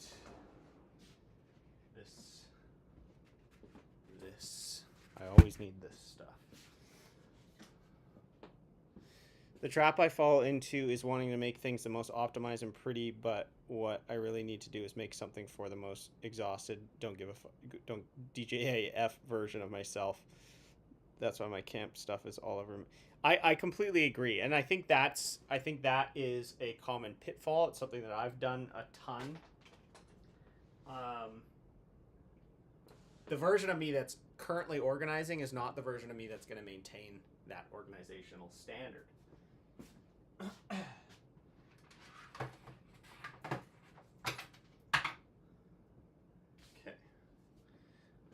This is extra cable I'm going to throw in there. This is self-care. Hard drive can go in here for sure. That's a hand tool. water, water, water. Love having water bottles at the ready. I have a mini fridge in here, but it's buried. And I should Okay, cabling. Cabling is something I just... not a fan. So these are existing cables that actually do things. Maybe I'll just put that there for now because I think I might need them right away. This can go in the electronics section.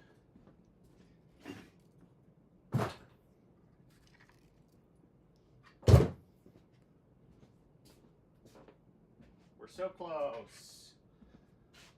Yes. Put this over there. And garbage, garbage, garbage. Oh, contact mic can go in here.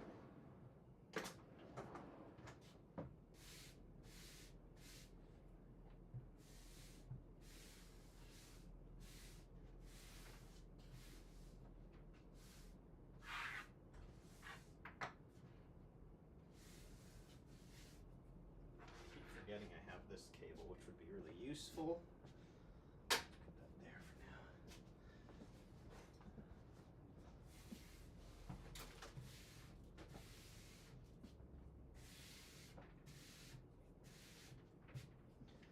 now. Okay. Headphones. I need a better thing for the headphones.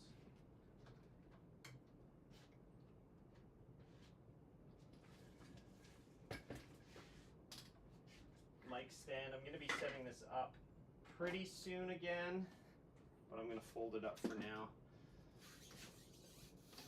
So I can just get it out of the way so I can clean the ground there. Okay, what do we got here? This is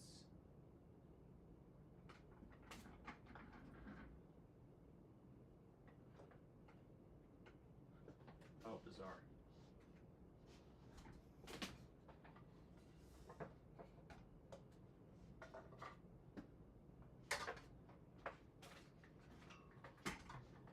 Nice. Okay, mic cables.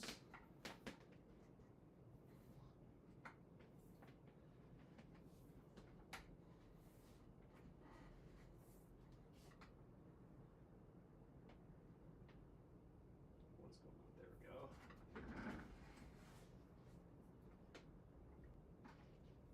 Maybe I'll just stick it in with it. This is for the kick drum. I'm just gonna put that in there. That stuff can go in there.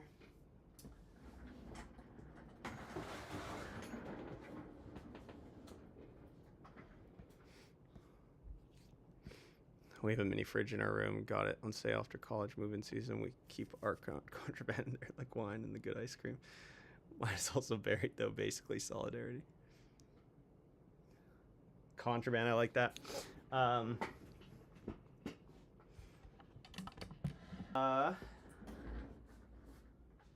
We're just about done. What's my battery at right now? 77%. Nice. Okay, that's good. Garbage, garbage, garbage. This.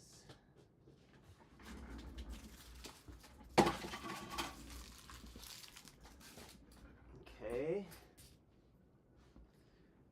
That's just gonna go up in there. Fasteners. Pick. All right, I'm pretty happy with this.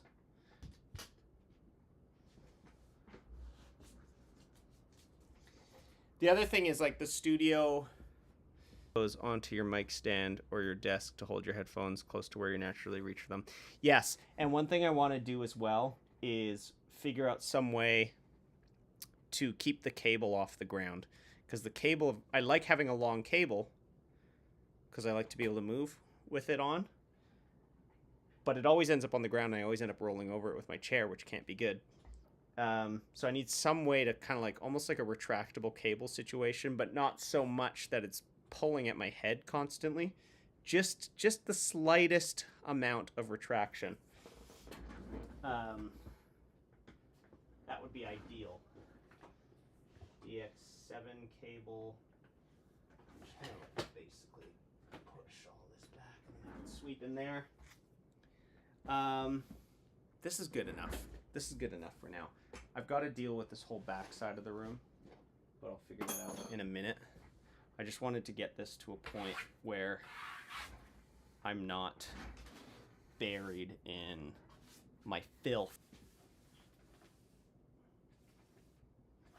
Because despite that being my normal state, I do like working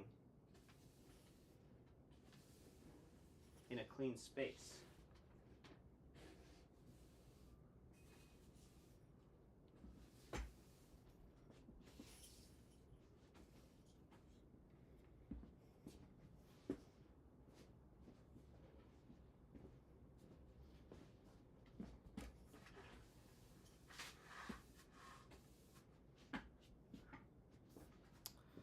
Okay.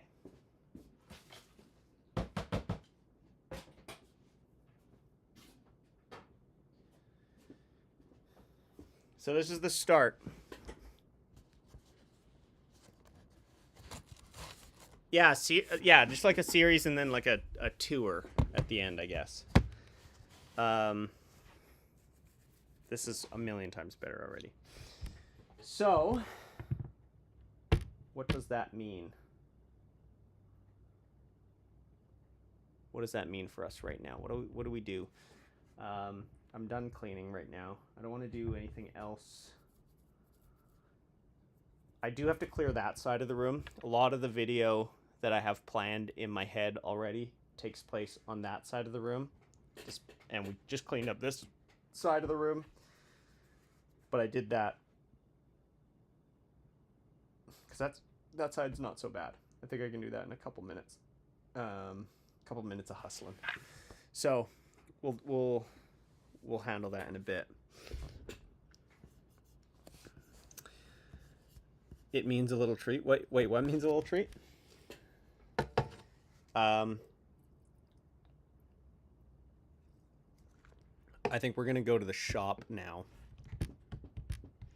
so I can build the list tomorrow and start testing this thing. We're getting to the point where now I need to pivot and really think about the video. The engineering is like pretty well done. You said, I don't know what this means for right now. You finish the thing making. Okay, I see. Yeah, it's a little treat. It's a little treat. Feels nice. Feels nice I could sit in here and not think of the video sitting right here. And I'm going to stream a lot of the editing. I'm not going to stream all of it because I end up doing a lot of editing. So in the main house. So I won't stream everything with the editing, but every time I'm editing in here, which that, and we can see how that goes. I got to get into the shop now and start building this final shelf. Oh, I got to get a couple things printing first. I'm going to go grab the blue gondola.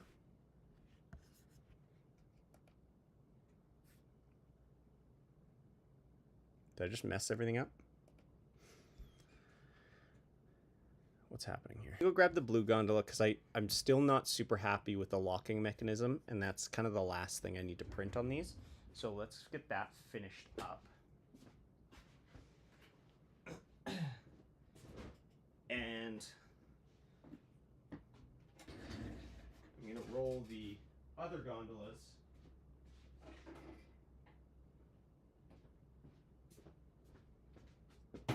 into the shot here.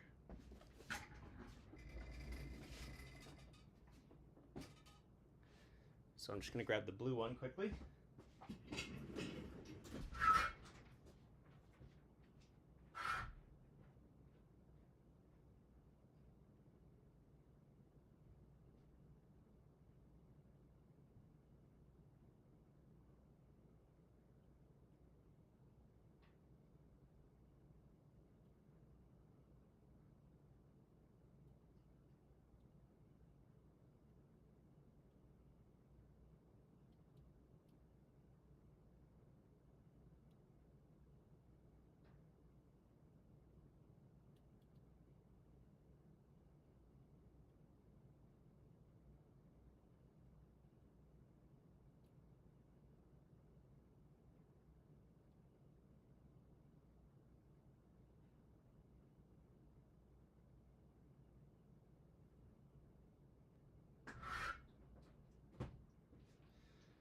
Okay, so something I've been really unhappy with is our locking mechanism.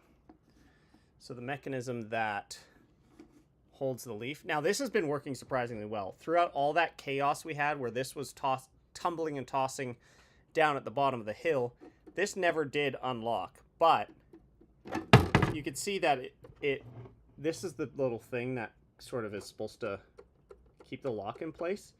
And I can still trigger the trap door without the lock being fully actuated. So I want to make that better, and it might result in having to redo this piece here. But I also wanted to get this shot of all of these sitting beside each other because I think they look so good. I kind of regret not doing white on the top of this. I might print a white one of this as well. Right? That would look so much better if this was white. Let me know. Let me know.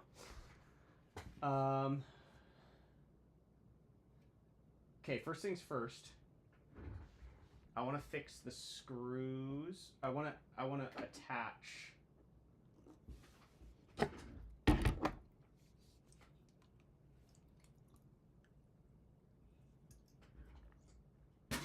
Oh yeah. I want to attach the safety bar. I'm gonna do it. Yeah, I don't want a premature mouse release. So I need to improve.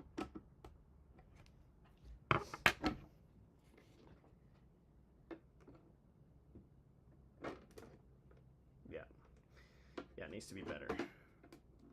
Needs to be better. How do I make it better? There's a lot of play there.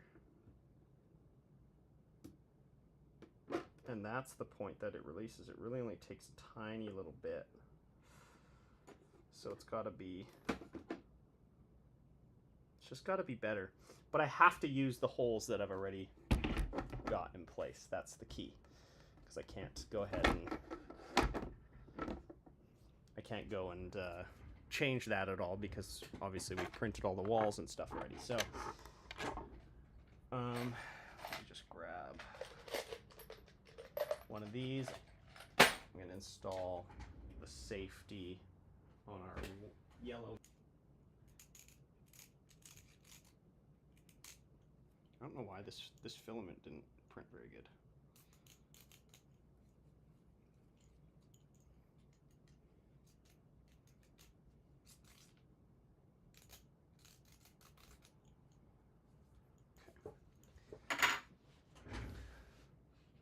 Is Dusty good at catching mice? She's amazing at catching mice. The issue is she sleeps all day, and then she goes outside. She's outside right now. I don't know where she is right now. And during the daytime, there's not a lot of mice activity. During the daytime, it's chipmunk activity, and she loves eating chipmunks.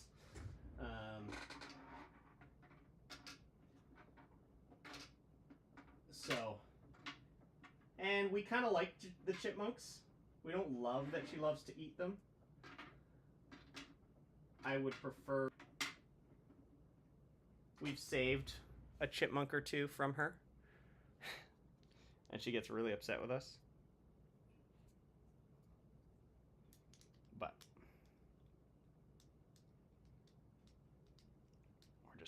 we're just doing the best we can. And she's doing the best that she can. Let's take this off for a second.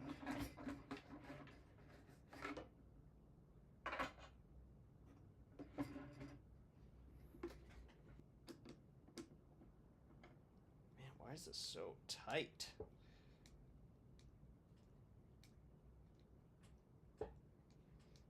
I do have a drill in here. I'm just going to drill this out. Chipmunks do have better PR. They're also not disease carriers in the same way. At least not the hantavirus. And they're so cute. So cute.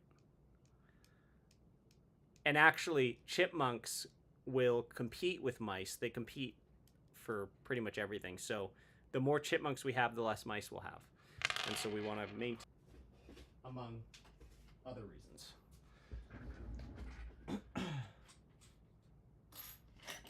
That's a 1/4 inch. Do this guy, I think, right? Yeah, perfect.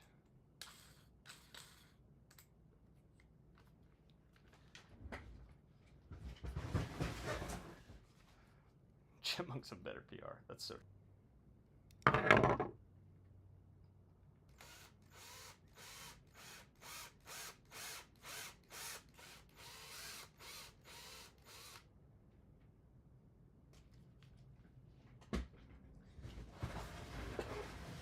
And the thing about chipmunks is they seem to prefer the wild, whereas a mouse seems to prefer your house.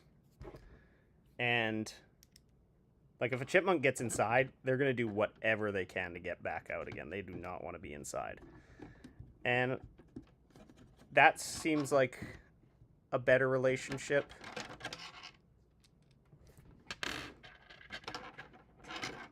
For people.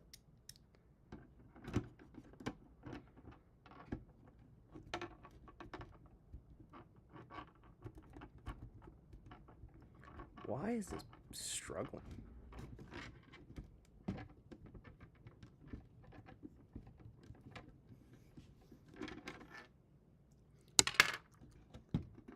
I do not understand why these screws not going in.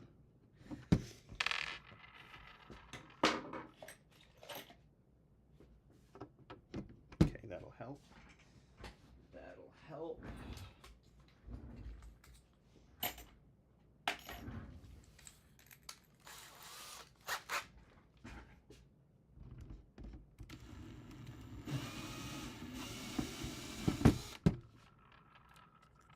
I had to tell Dusty you called her a little princess, though. She's gonna like that. She's gonna like that.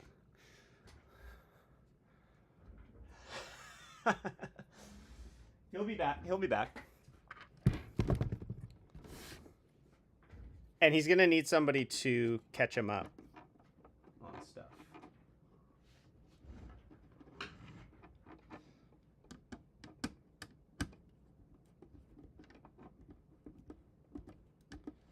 We'll save all the good stuff for when he's back. No major developments until he gets back.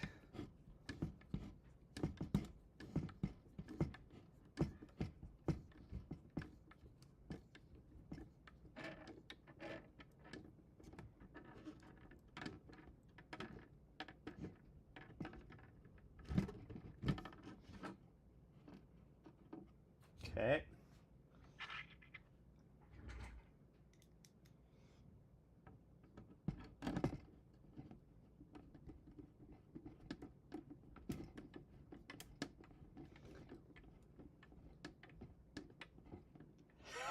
Blame you. These last sort of finalizing the build things, not that interesting, I don't think.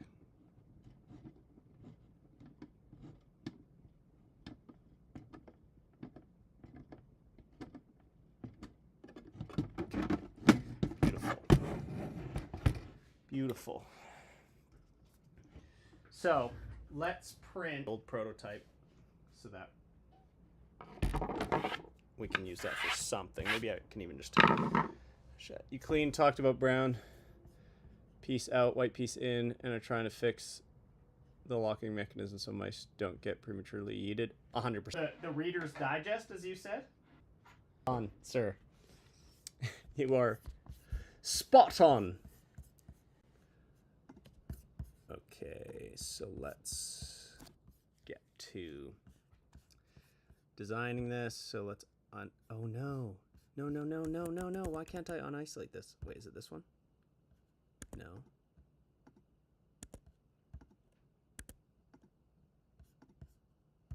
No. Isolate. Unisolate. There we go. Okay. Great. So our issue. I'm watching kids at pool, and when my husband isn't teaching a violin lesson, he's working. And I think the big problem is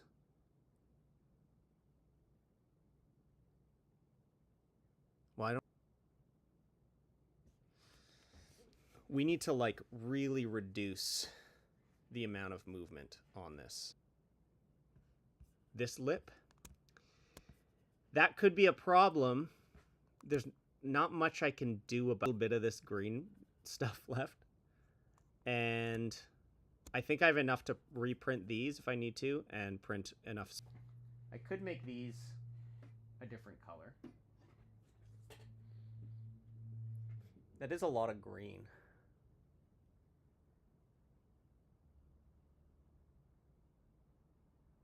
That would be a good solution.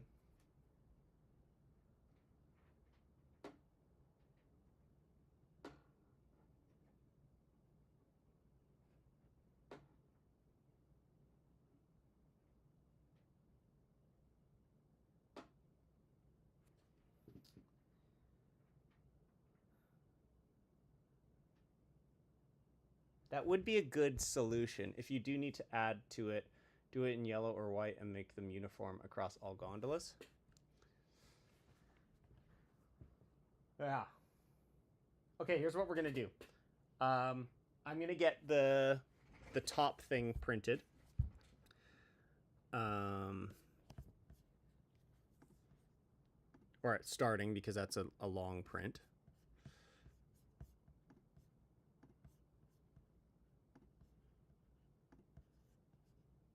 Overwriting, synchronize now.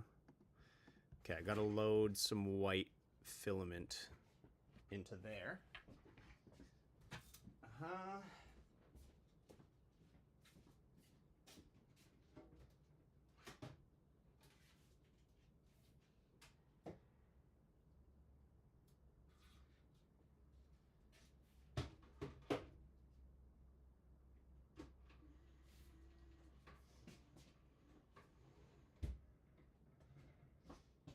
Okay, white filament loaded.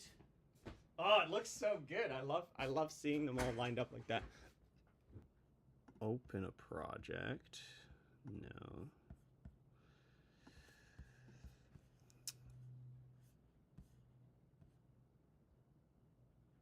Roof.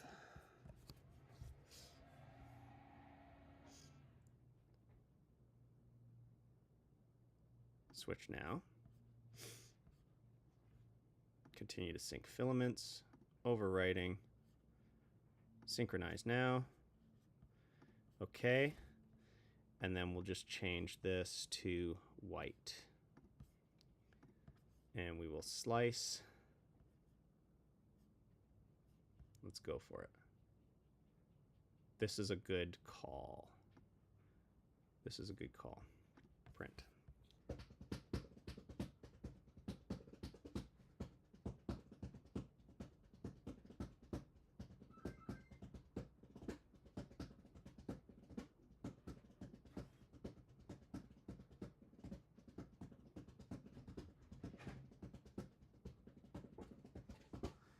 Okay.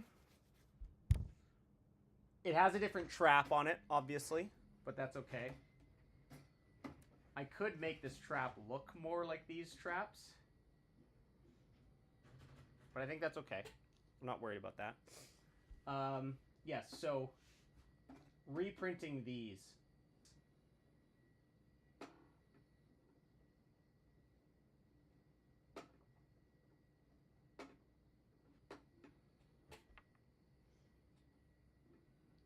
I do feel like I just need to make this better too, though. So we can see here.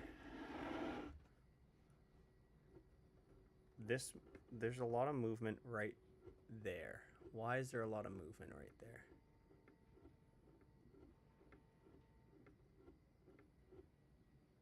And then like that is a satisfying click. That's a satisfying click. Even makes a good little spring sound. But there's just too much movement in this direction. So here's my thinking. So the problem is there's too much movement. There's too much wiggle room between here. When it actually engages, like at this point here, there's no movement, and then all of a sudden, if you push hard enough, boom, you get that nice engagement, and then it locks in place, and that's beautiful. The problem is there's all this wiggle room. So it's we basically just need to push it back. Oh yeah, I guess I could just preload the spring. Oh yeah, maybe I'll just preload the spring so it's kind of already sitting at this point, but back here.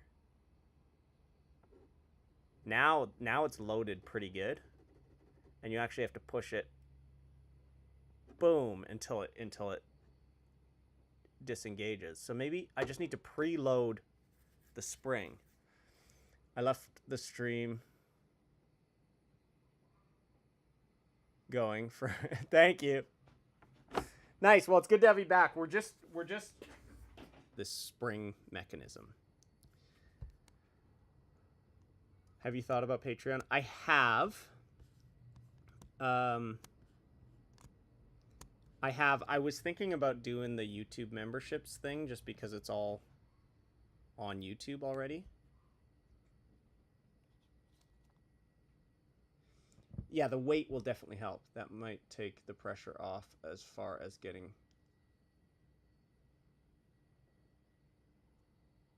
wait, what do you mean? What do you mean 5 million subscribers?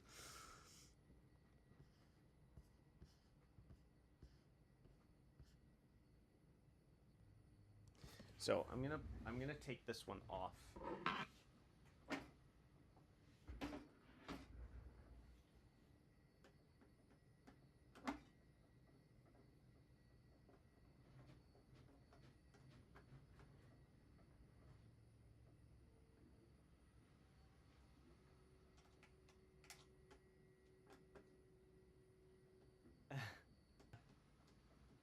I don't need that. I don't need that. I just want to be able to do this 50 patrons. Yeah, for sure. And it's something that it all goes into that whole, like, you know, what do I charge for things and stuff like that. We talk about that. I do think there are people that would be willing to support a little bit. And so I'm just kind of trying to figure that out. I obviously, like, I don't really want much to change from what we're doing right now. I really like this layout. I just want to get enough views so that I can support a family doing this. Mozart's wife did way better financially when she took over the finances. That's hilarious. Yeah, that's the thing, right? If somebody else was doing it, that's the problem with artists, right? Artists really struggle to put a value on things. And I definitely take from the artist perspective when it comes to that kind of thing. Okay, so this is our spring. There's a little bit of stress fracturing happening in here. You can kind of see the, like, little white... Wait, let me... You could see the little, like, white stress marks in here. It's not bad, though. That's a Steph question. Yeah, maybe. Maybe. She might be good at that. The stress actually isn't that bad. Like, you can see that there's stress, but it doesn't seem like it's gonna break anytime soon.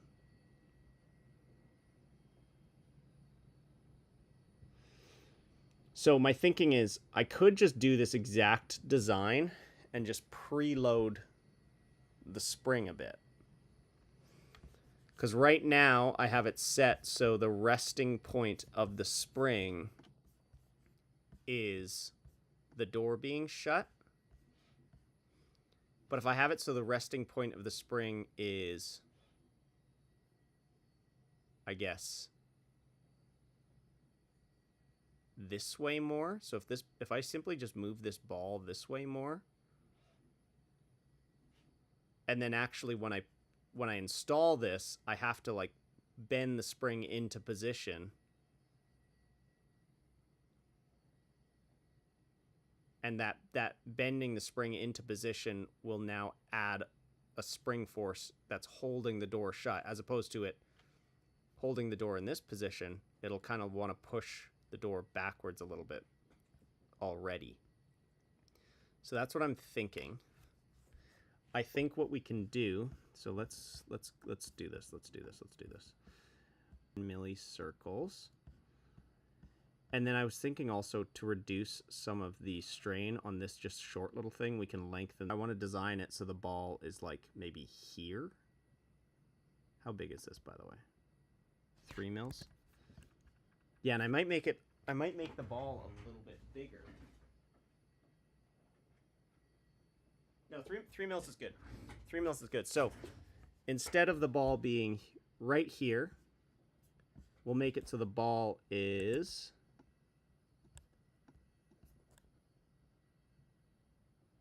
Okay, wait. I'm going to undo. So we'll preload it. So we'll move this back a bit, like here. And obviously the door can't actually, this thing can't actually turn this way. But if we preload it, the spring is going to be pushing it in that direction, if that makes sense. So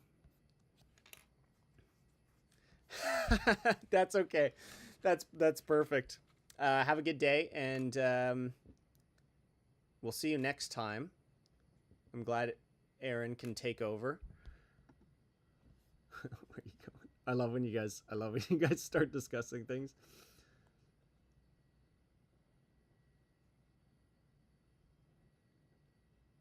So we'll go like that, capture position, and then I can project this, and then I can do my 3 millimeter ball right there.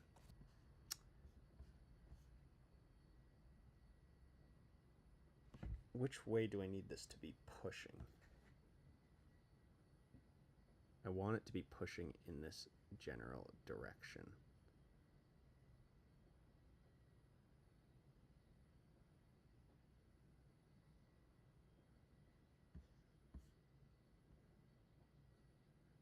Yeah. That's a good idea.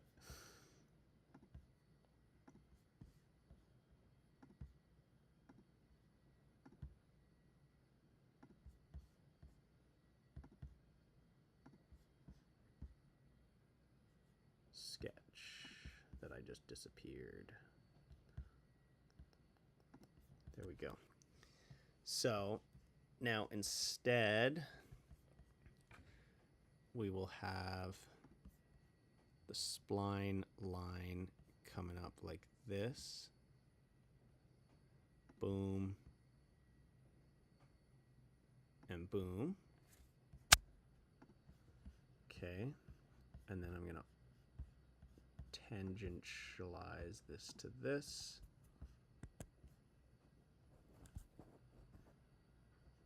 Nice. And then I'm going to offset this.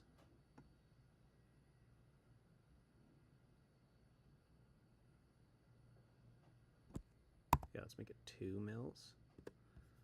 Okay. And then I'm going to grab this and tangent that. That works out nicely. It is an idea. It is an idea, and I think it's a good one. I think it's a good one, frankly. And then I want to basically do an arc that comes all the way around. So I can do an arc, but I think I might just draw it with this so that we can get a bit of a nice shape on it.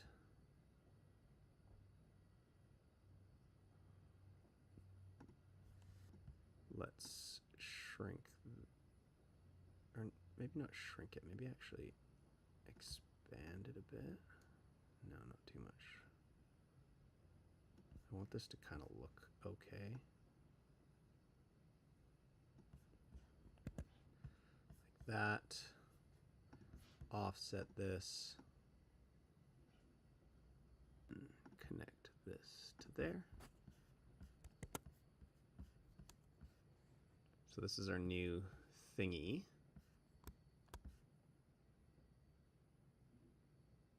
Let's make that arc a little bit more natural looking.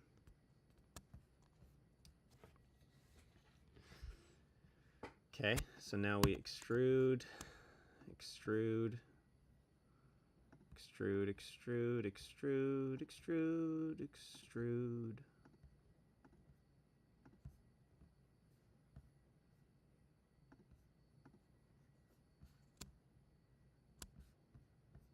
Back to there, new body, perfect. Oh, I knew I was gonna miss something. Knew I was gonna miss something. Beautiful.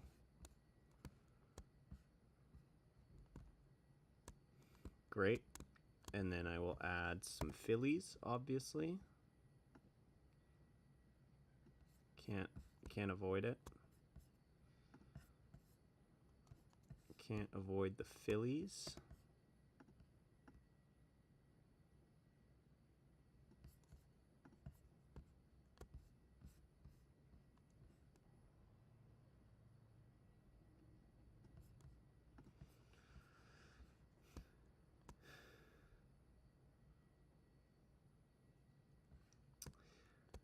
I could. I don't think I will. I don't think I will if I'm being earnest.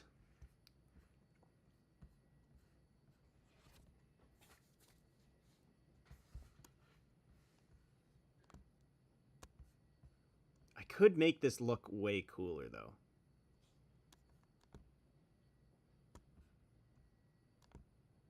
I might make this look cooler.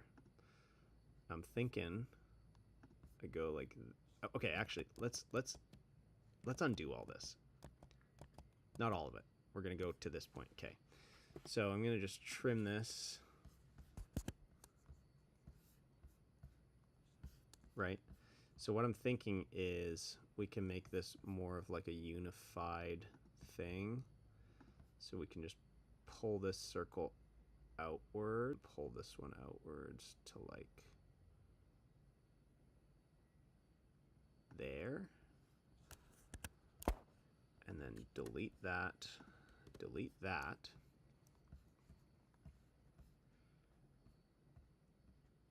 And then I'm going to maybe do a straight line. Ooh, straight line. That's quite naughty. Doing a straight line here. So we'll tangent this to this. Why can't I see? Why am I like blind right now? There we go. Turn that brightness up. Oh my god, that's so much better. Yeah, this is gonna look across. Find the tangent and parallelize these. That's not what I wanted. I can just shrink that manually though.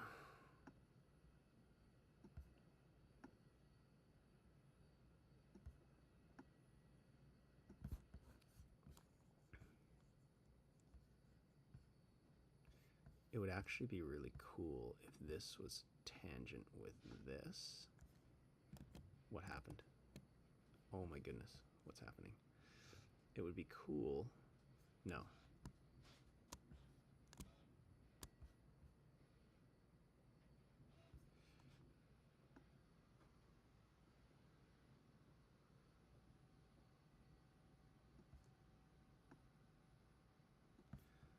What distance do we have here? I should probably stick to that like 1 mil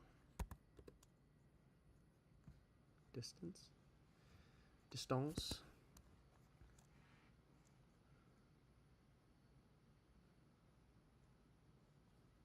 Prince of Egypt. I must have. I don't know though. Why?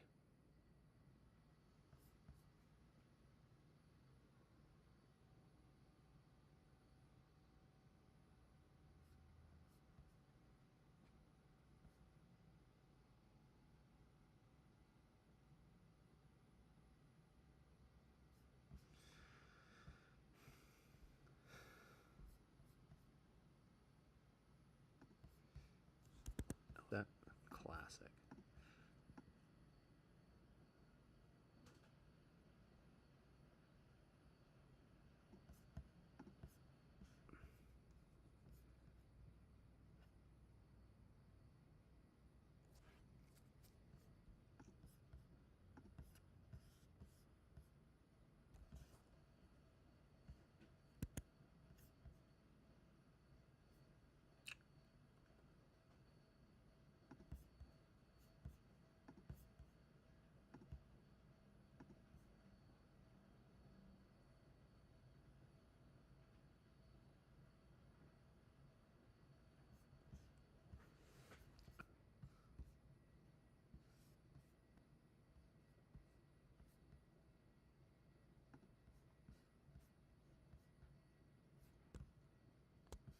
Whoa, whoa, whoa, whoa. What happened here?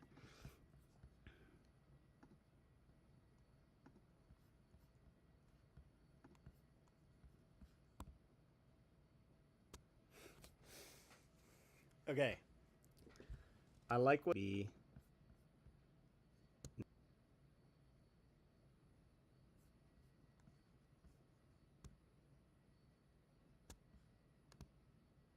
Oh, okay. I see what I'm doing here. So we need to create a line. Actually, can I just offset this line up and then tangentialize this to this? That messed everything up. Holy cow, why did it do that? So let's just draw a line, tangentialize it, and parallelize this with this. Nice. Finish. And then when I go like this, I can go boom.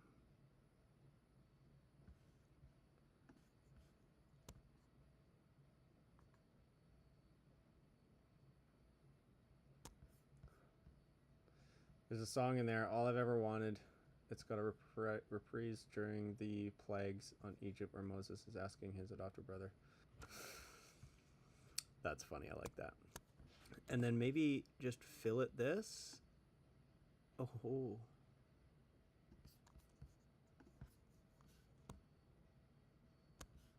Does that feel like geometrically cool?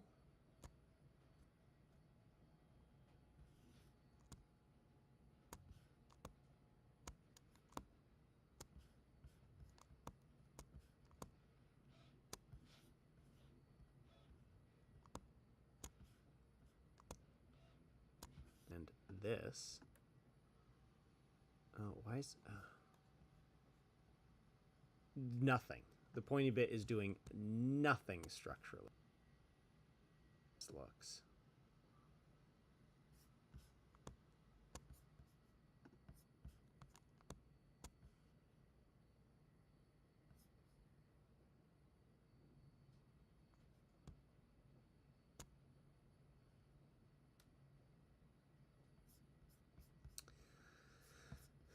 I just don't like how uneven this looks.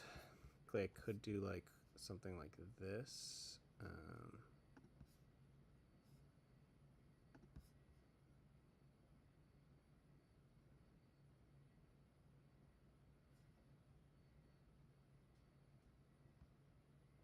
Yeah, I think we might just do that.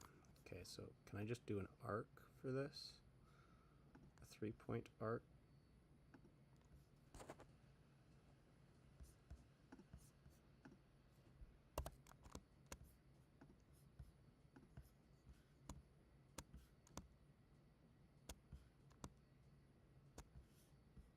I mean, that looks okay. I don't want to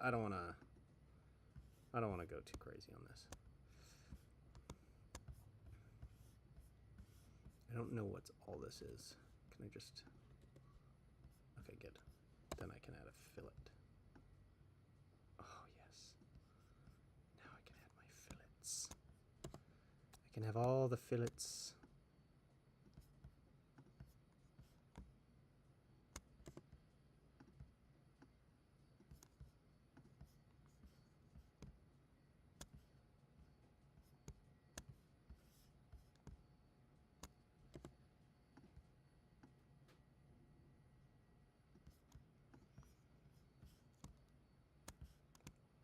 All right, that's good enough. Functionally, this will work, I think. We'll see. This is the one thing that I've actually prototyped so much. Detent release version 8, I think.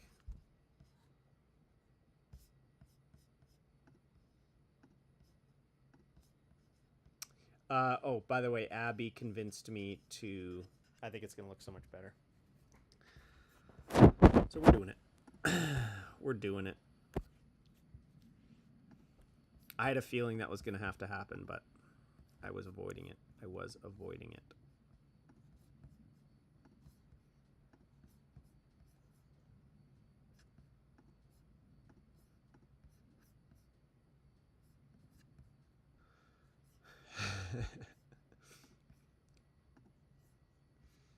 Okay, that looks good. I think I want to move that seam placement. I don't like a seam there.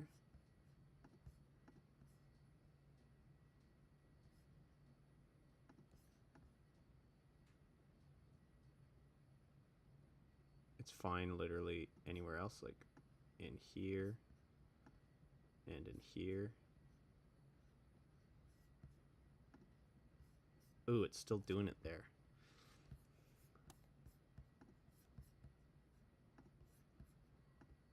Like literally on the outside even is fine.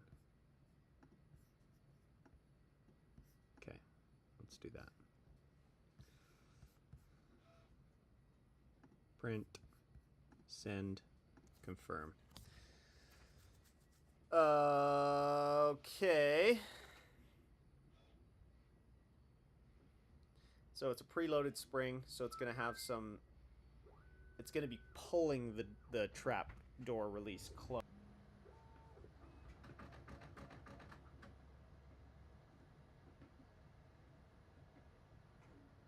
Oh, it's so nice. Part of me wants to redesign, and the funnel thing matches this one.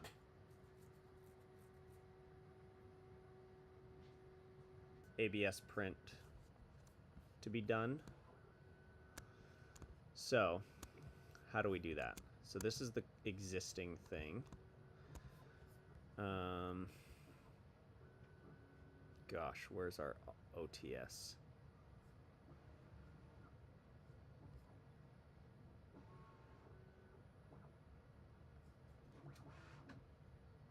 Okay, so there's the roof.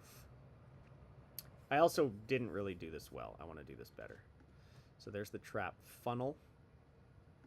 And that was the trap. So instead, we're going to remove that. I want to flip the trap around. So we have that. Wait, how do I do that?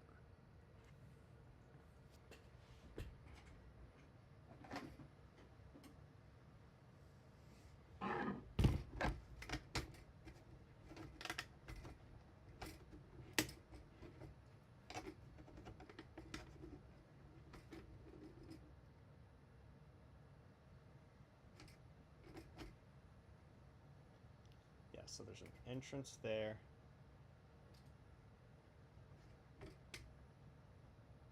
Okay, so I just need to move this trap over a little bit. So I just need to move this guy over a little bit. That way. And so now the mice enter in here. Okay. Chamfer on all of these and delete that hole because that hole can't do anything.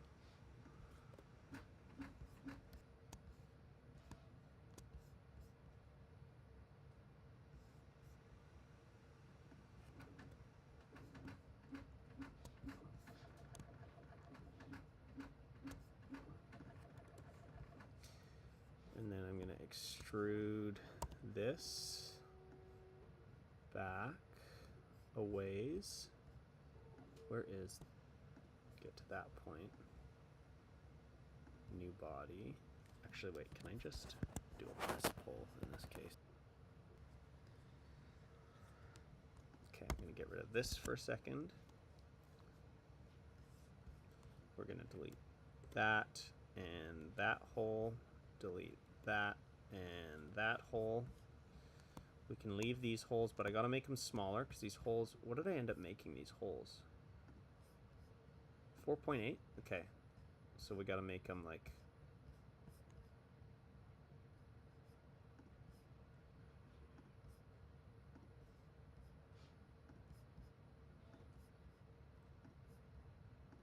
We'll go in 0.2, 4.4 maybe. Let's get our trap body back on. Okay, so these holes don't matter, so we can delete those. We can delete those.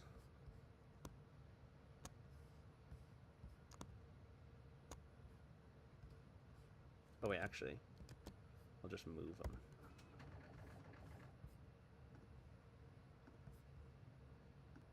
Boom, boom.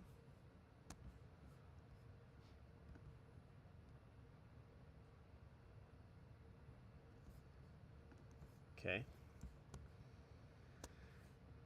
And then, so the mice enter in through this side, choop, and they don't exit out. They exit out the back side, right? They exit out the back side and just fall on that. I'm just gonna do this side so we can move the floor of this.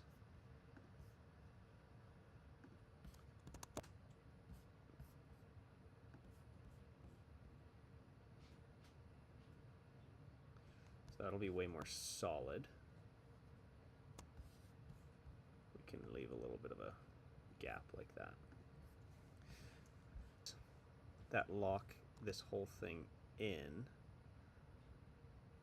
If I really want to be safe about this, I could lock this in with these screws. That might be a good call. And what's realistically, what do I got to do? I have to be able to load this trap. So one thing I did realize is I think what I'll do for loading these traps is I'm going to put the food, I'm just going to smear peanut butter on these back walls here.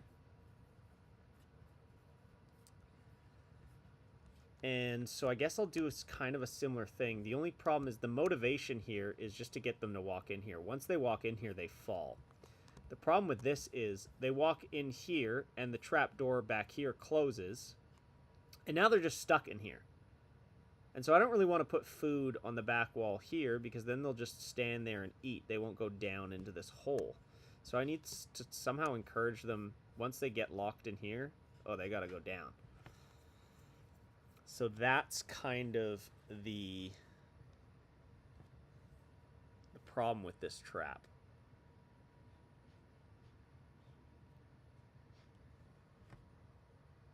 Oh, you know what? I'm actually realizing I don't want this totally closed because we can actually use that to our advantage.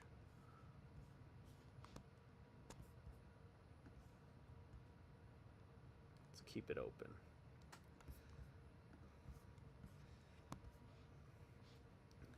Because this floor is actually a ramp that goes up and down.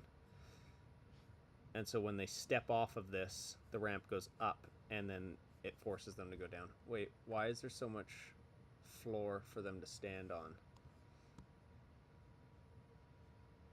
What do you mean? In this trap? This trap's weird, right? Because the floor... Hold on. When they do, that closes, and that closes the door. So now they can't come back out. And so they're going to be forced to figure out what they want to do. That goes down into the gondola. But we need to convince them, once they get in here, to go down into the gondola. And that's kind of the weird thing with this setup is, you know, whereas these traps, I feel really confident about these traps because we're leading them into here, and as soon as they get kind of far, this whole thing falls, and they fall right in. But this one doesn't work that way. This one doesn't have a falling action. This one has a walk in and figure it out action. So I got to kind of get them to go in here.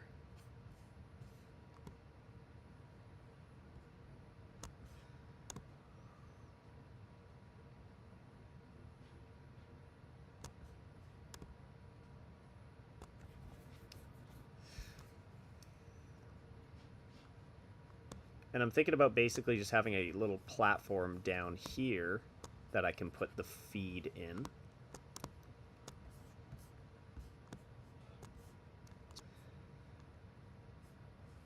Because I can actually use this. I can use these original trap screw holes to fasten this whole thing together, which is really nice. All right, let's try this out. Let's just try something here. So now I'm gonna go, because this has to print upside down anyways, so I can add a bunch of features here. So we're going to project that. Holes for the original underneath that we will have the food. And so then once they go through this trap, they realize they can't go back out that way, but they look down this gondola other than you got nowhere else to go. Which I'm hoping is enough. I'm hoping that's enough. Oh, no, I can't do that. I can't have... this is the problem with this, hey? The problem with this trap is there's always going to be a place that the mice can just, like, chill. That's not the floor. Back up. Avoid going into there. Yeah, it does.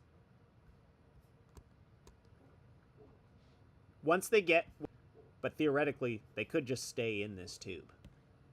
And actually, if they stay in this tube, now no more mice can get in. So essentially what I'm thinking is I'm just going to go like this. We're going to move this body.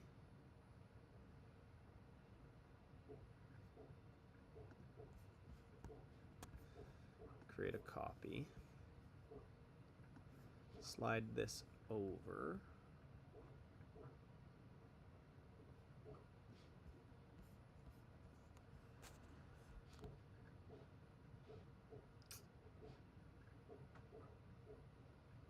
I didn't give myself anything to reference. Cancel. Let's get rid of that for a second. Move this body. We're going to create a copy.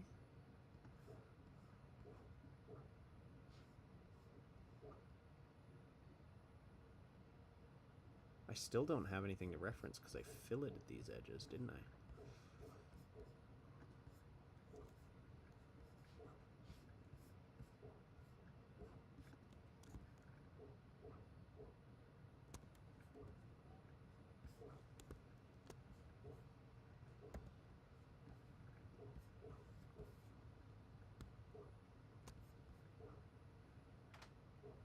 I still don't have anything to reference. Okay.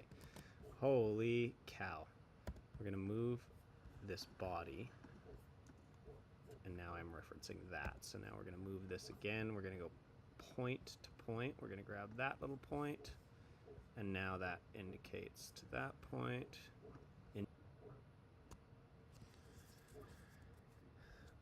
Okay, and now we're going to create a sketch on this surface.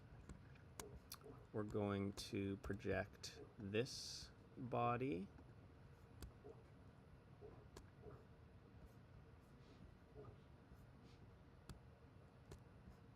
And we're going to grab... Wait, I got to...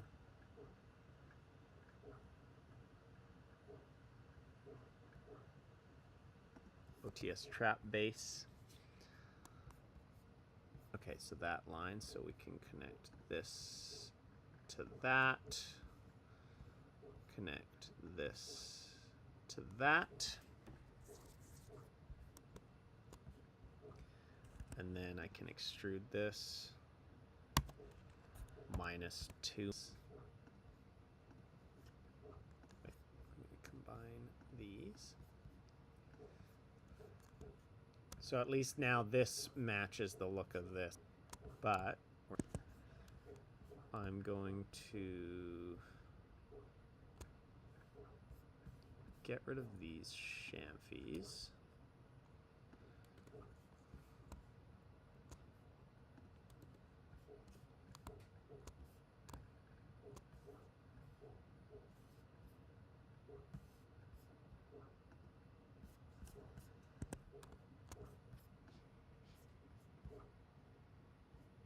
Trap house, okay.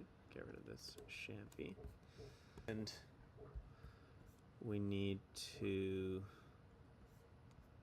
grab this, extrude, cut through the floor. Okay, there we go. And so now the trap house sits on that, perfect. And then if we go back up to our trap there, we got that, that's excellent.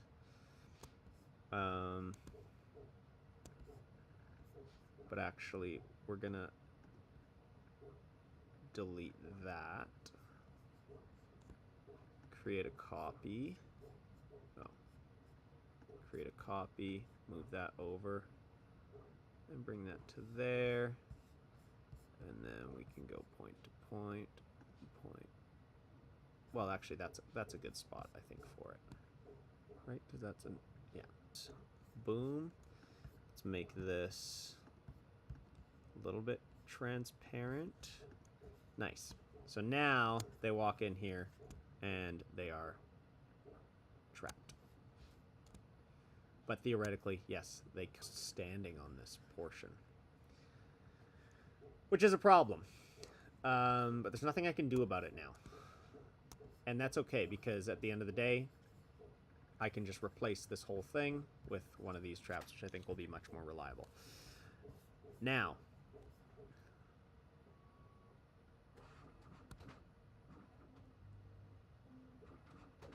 oh, I guess I can open this up. I can open this up. Okay. I can open this floor up.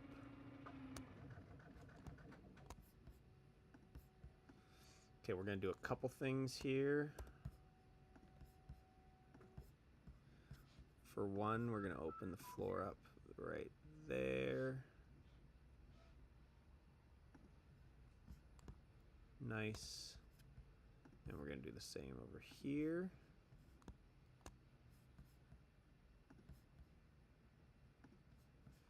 So we can get rid of those. And then I'm going to add a little bit of a feature here. Oops.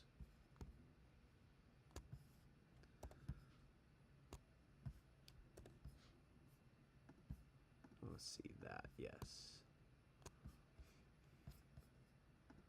I want to draw, okay. Just add a little bit of material here. Mirror this. That. Okay. Do another line here. Mirror this and this. There. Okay. Then we'll extrude this and this.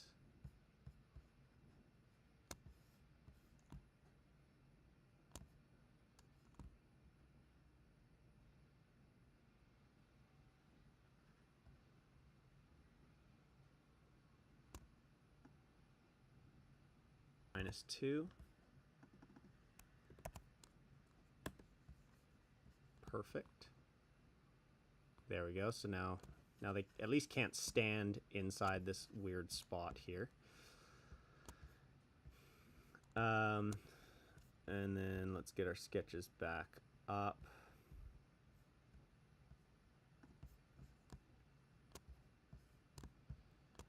And I'm going to extrude this and this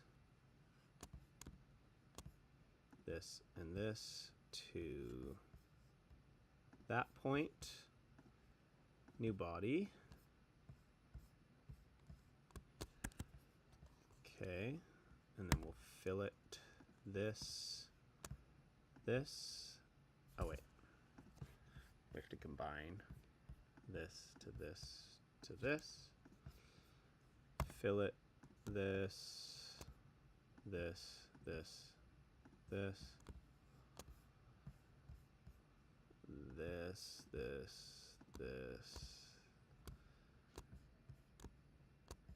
and now we're gonna sketch on this surface. I'm gonna get rid of this. We're gonna project this.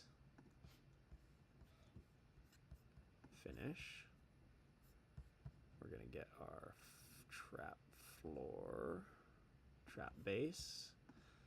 Extrude this 2 directions.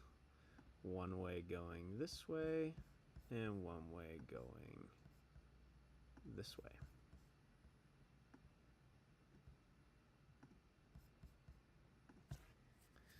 Okay, so now we'll be able to screw this floor in.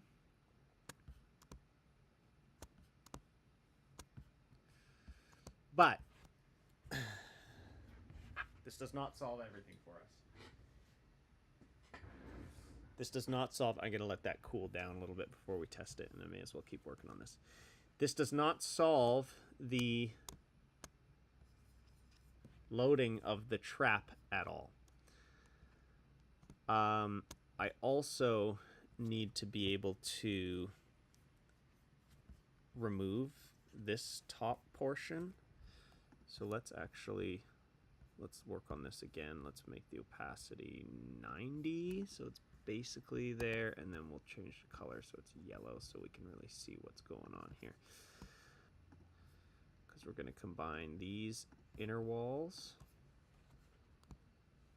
And so theoretically there's enough here that's going to slot and get any purchase. I'm just wondering if I need to screw this down or if it's going to be enough. Maybe we should plan to screw it down. The issue is, in order to get screw holes in there, this is only 2. Well, I guess I have these. Oh yeah, I have these. Okay, yeah, we'll aim to use this for a second.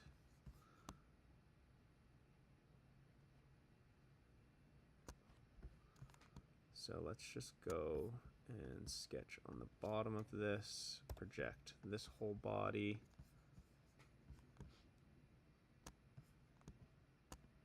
Project this whole body.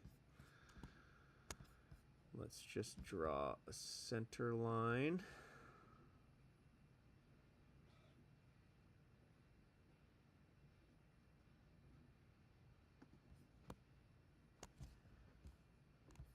That doesn't look right, does it?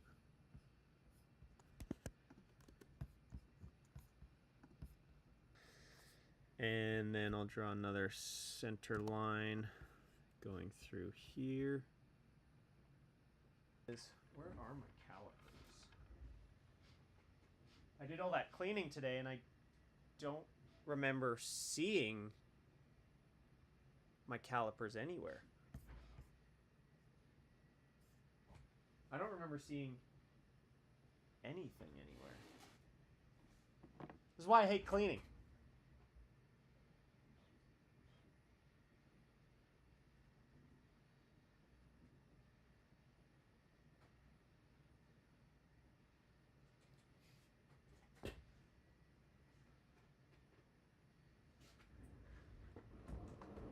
I always have calipers here, but I don't remember seeing them during the cleaning.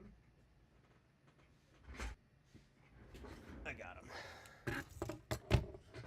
I got them.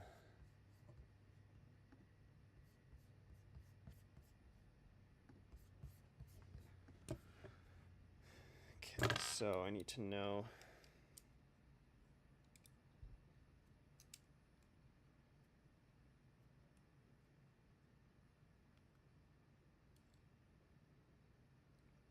.75 is the hole size.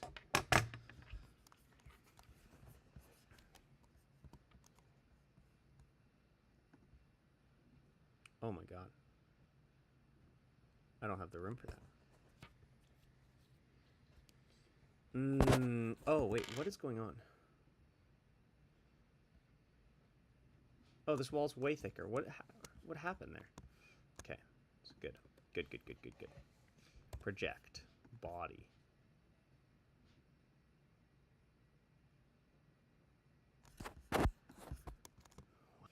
Then I can properly see.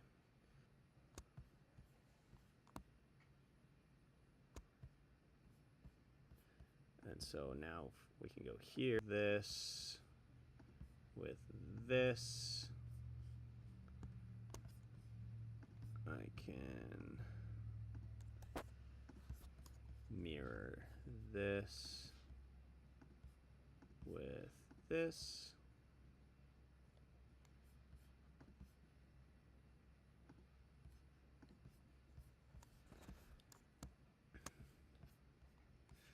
And then I should probably do slightly smaller, just like maybe 4.25. Yeah, sure.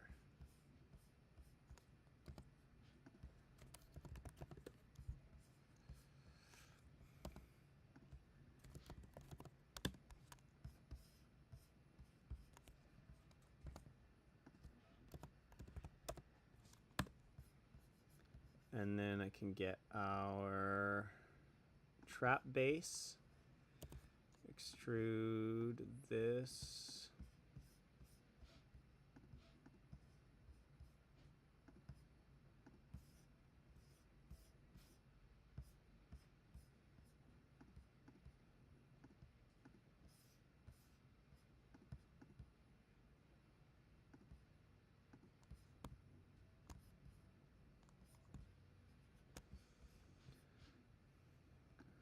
Extrude that up. Okay. Get my sketch back. Extrude this.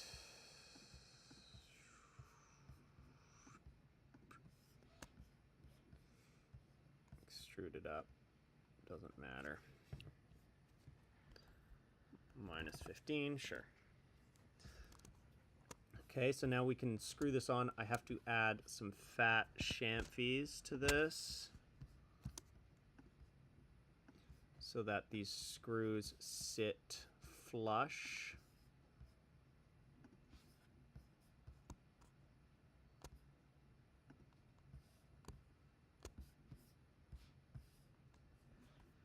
What is it, 2? So now we can screw this down if we need to, but I'm hoping we don't need to because it would be nice to be able to... I don't remember you saying the word calipers before now either. They were over by when we... Last time I used them was when we did the bending. The acrylic bending, so... That makes sense. Okay. So this is how this works now. We've got our trap. They can walk in. The trap house can screw into the bottom. Doesn't matter, it's fine. No, actually, it's not fine. Okay, into the roof.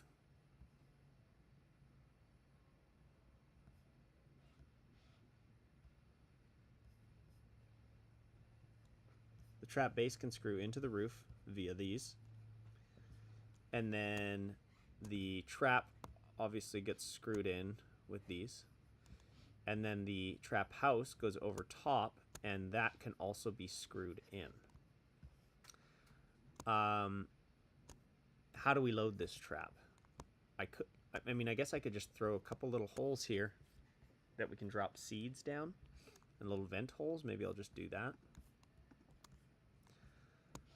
And then like just like that's our best bet.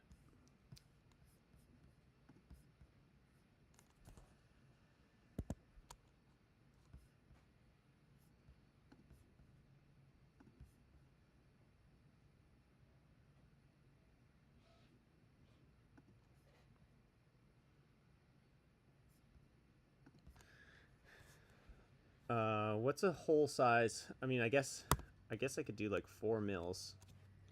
Is that enough for me to throw a little seed in? Ooh, I know what I'm gonna do. I'm gonna go like this. This is gonna be a little bit of a crazy thing. We're gonna do this instead.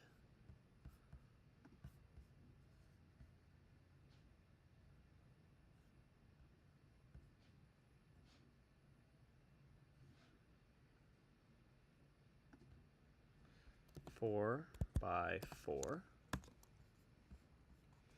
And then I'm going to create a rectangular pattern with this. We're going to go symmetric. We're going to go symmetric. I'm going to go with extent.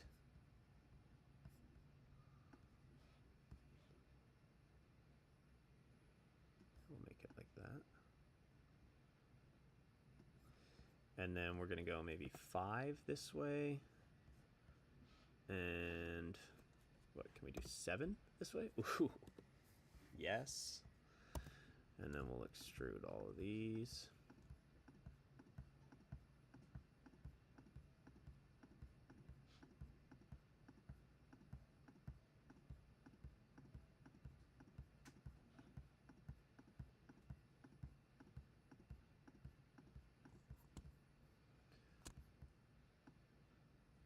Extrude all of these. Okay.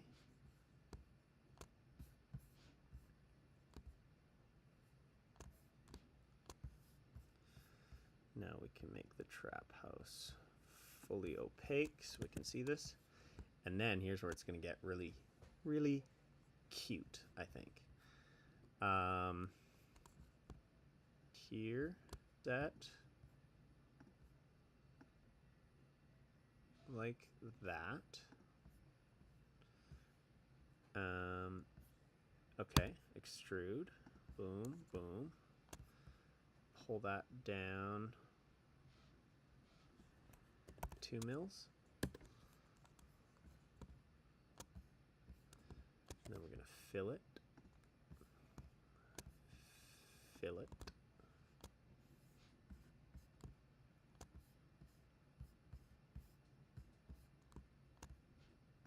Fill it.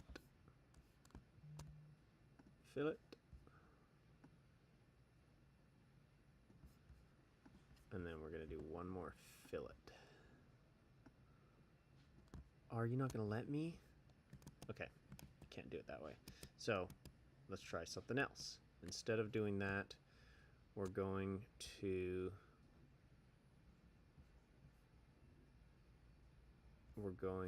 sketch on this plane. I'm going to project these two. Yes. We're going to do a rectangle. Nice. And then I'm going to find that center line, bring that across. Okay. And then we're going to do another line outwards. 8 mils. Another line outwards 8 mils. And we're going to do a arc. Okay, so I got to project that. We're going to do an arc, 3-point arc. Boom, boom, ta-boom. And then boom, boom. Let's get our trap house back up. We are going 2 sides. We're going to go forward. And then a little bit back. I'm just going to do this by eye. It's fine. Just like that. Something went wrong here. Something went drastically wrong here. What did I do? Oh, I see. That arc was wrong. We got to create an arc, 3-point arc. This point to this point. And there. Okay. Finish. Holy cow.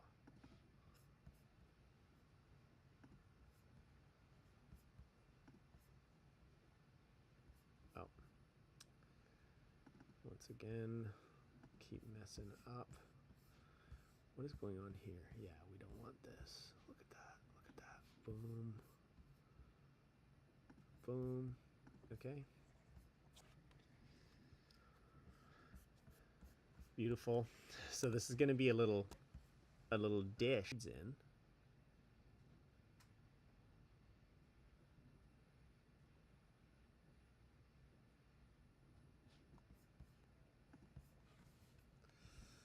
Right? So we can put the seeds in there and just kind of like mash them in there. The only thing is the mice are going to want to come up top here because there's going to be seed residue, but that's fine. That works for me.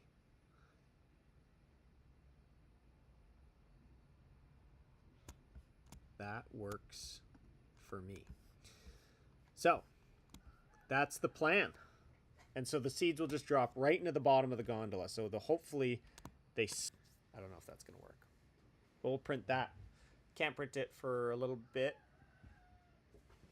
In the meantime, boom.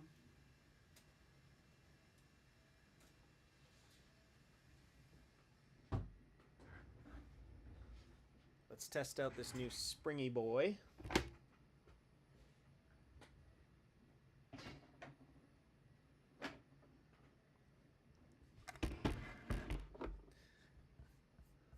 We're testing it on Blue because Blue's been our main test horse for all of this stuff.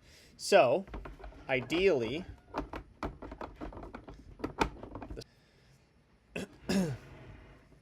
so when you put this on here, you can see it's not, I think that's what we want. So we'll see. We might need to do some more adjusting on this, but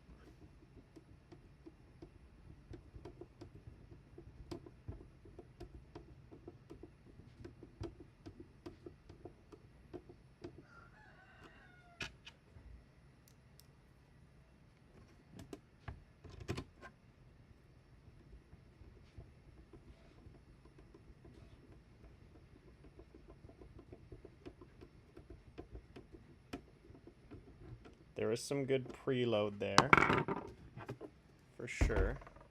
Let's see. Ooh. Okay, that sounded horrible.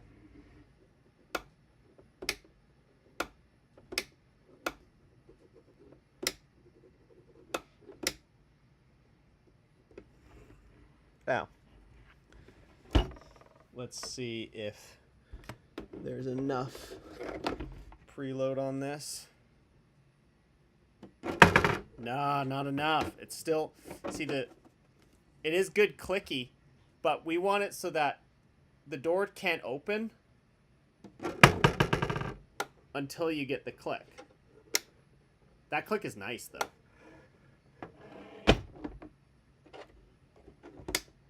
That click is so nice, actually.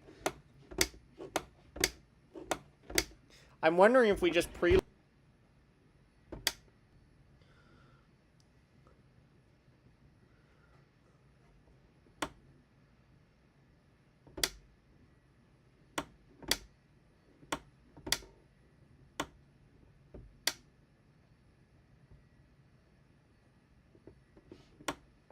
I can't. I actually can't preload it more is the problem, because the more I preload it, if I preload it more, it'll get to a point where I won't be able to catch the detent when I bring the door back.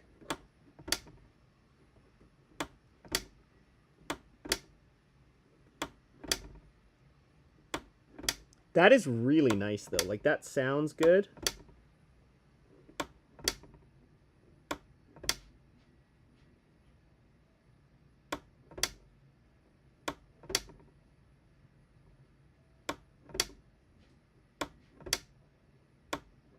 I love the sound.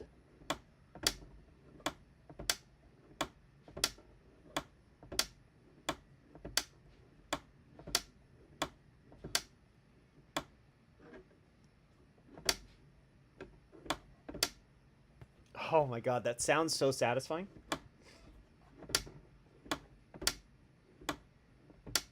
I want to keep that sound. I want to keep that sound.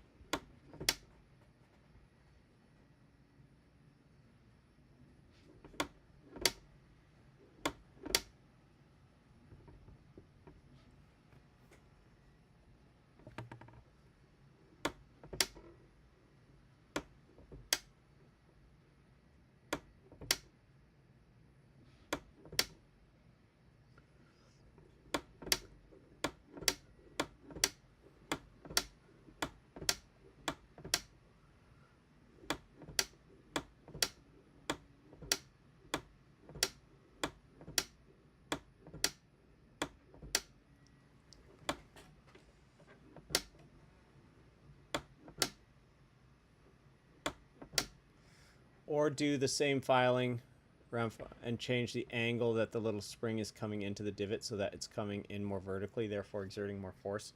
Yeah, I think that is the issue.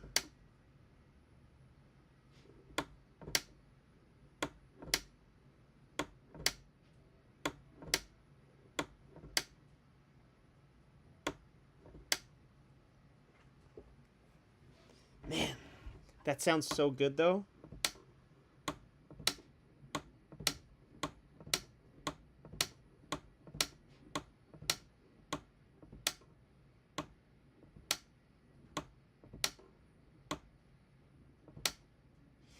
And if we look at the bottom, you can see the point that it clicks is just slightly.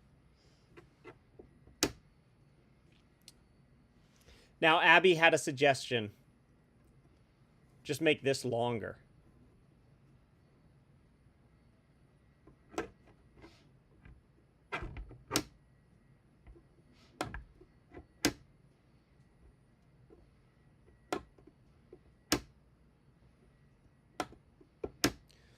Like, correct me if I'm wrong, you were saying it's not quite holding the door closed with enough force. No, it's not the force. I actually really like the force here. Because this isn't going to be able to wiggle open at all.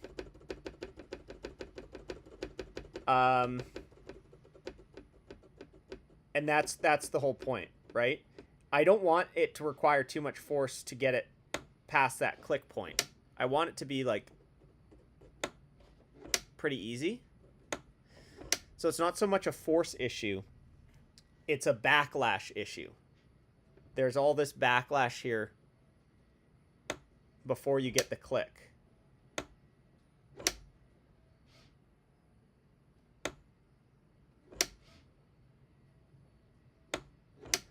Yeah, so maybe we just do that.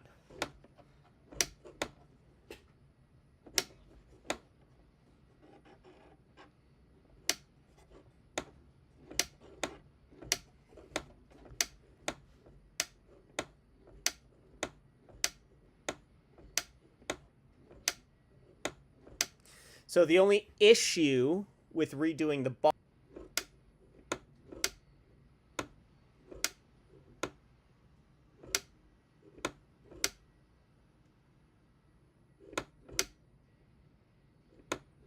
Actually, I guess I could just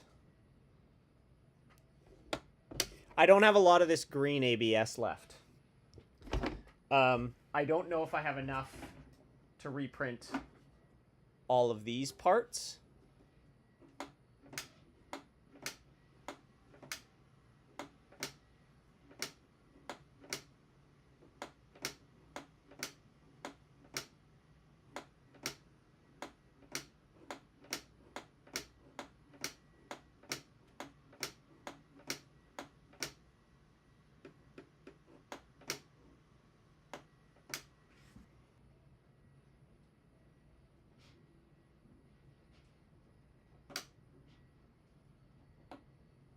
Like 2 millimeters? I don't have enough to redo the trap. Well, I mean, I probably do, but that's like a lot. That's a lot. So we have options. I could change the color of these parts. These bars. And if I'm being entirely honest, I don't love the green here. I always kind of felt like it was maybe a bit too much green.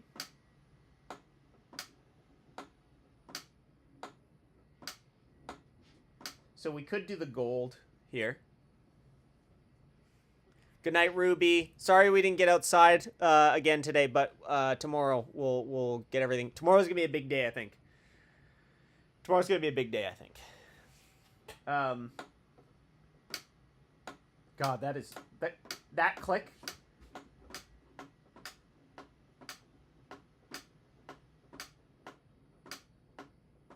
That click is everything for me.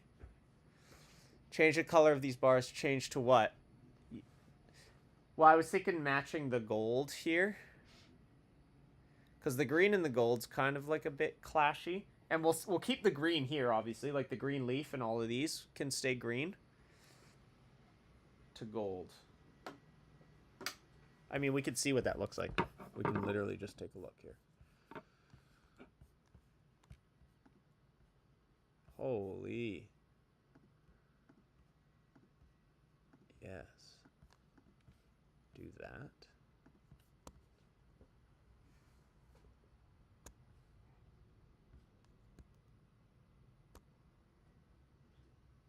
Yeah, exactly.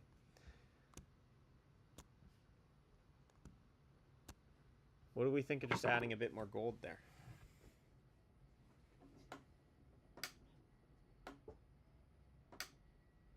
Oh, it is so satisfying.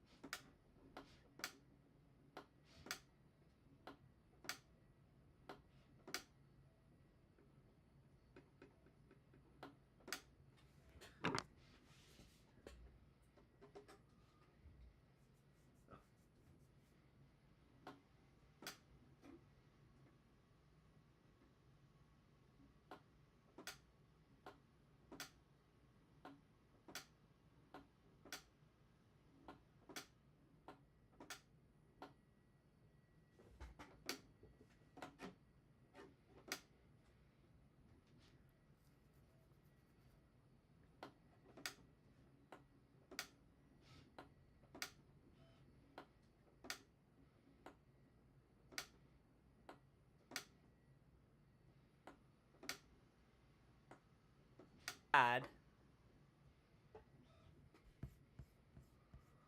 I don't want to see other options, I think, just to check. Okay.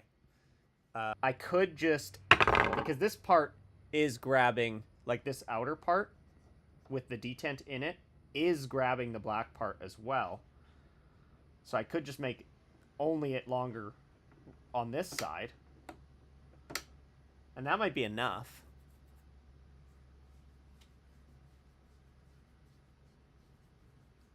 That might be enough.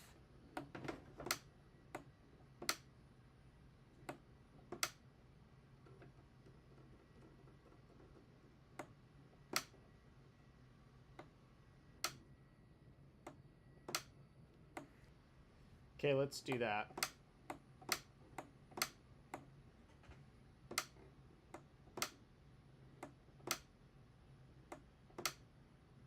Now, if we are going to change this part, I could add... I could improve the detent, potentially.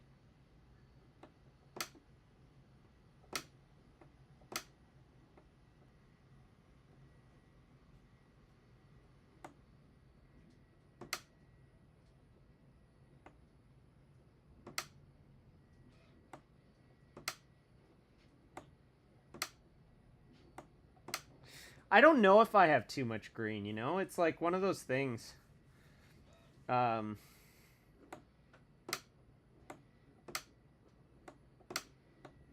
Because the reason I use green is because ABS is a little bit flexier.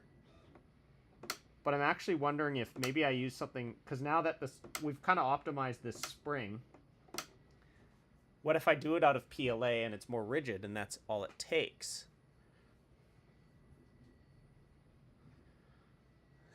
Clicking that. Yeah, yes.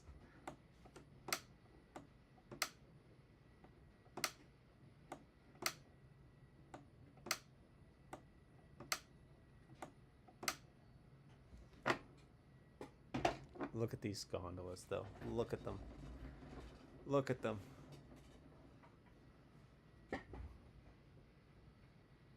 Okay. Okay, let's try that first. Let me find my gold. Let me find my gold.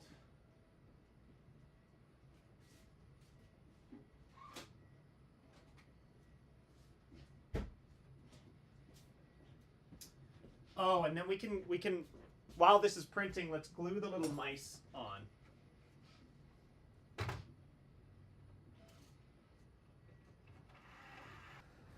Prepare.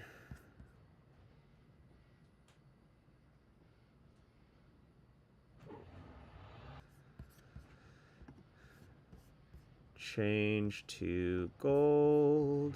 Slice. Print. Send. Okay, while that's printing, let's take a look at our little mices.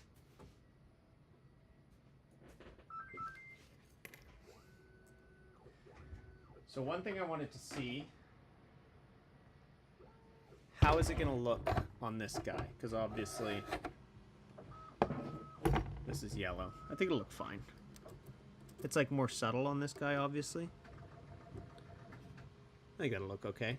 Let's just go for it. I'm not too concerned about it. The big issue with this, though, is that this keeps knocking him off because this comes down too far.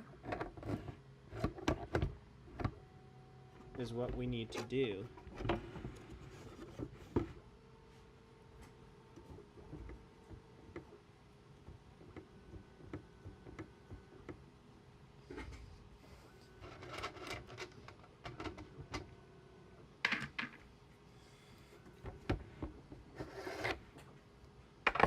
And I'm not going to glue this one on yet because I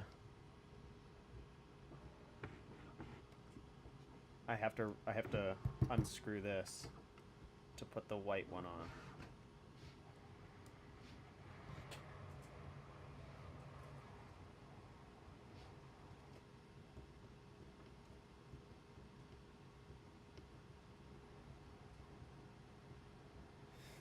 You could always take a spot of grayish paint or nail polish and just add a thin coat around the only mouse on just the yellow gondola to set it off if you don't like the look at the end. Yeah, that's true. I don't mind it, though. I think it's subtle enough, and I think you get the idea because obviously it's gold on yellow. I think it'll be fine. I think it'll be fine. Only the mouse, not the only mouse. Yeah, you're right though. That is a good option. Let me get some hot glue. Let me get some hot glue. If I got it in here, let me get some hot glue. This is my hot glue gun.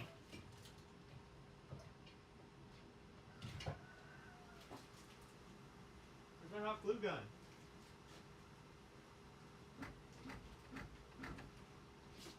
All right. remember seeing it in a dumb spot recently.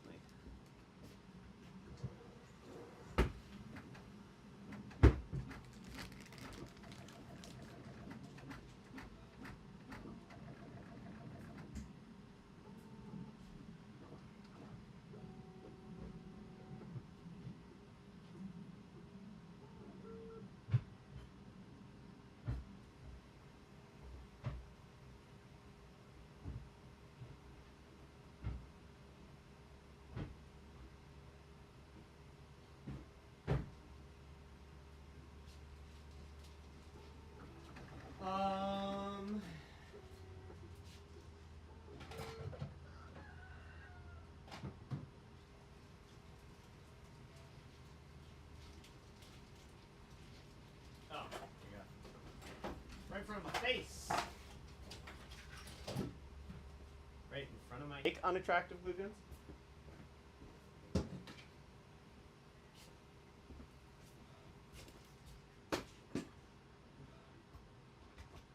Oh, my computer's been unplugged for a long time. What battery is it at? Oh, 21%. Holy.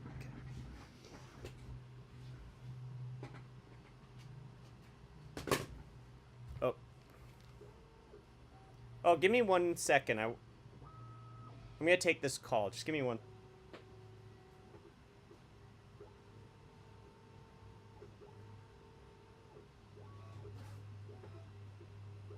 Yo, what up? Good, good. How are you guys doing? Oh, damn. Are you, so you haven't been in town at all?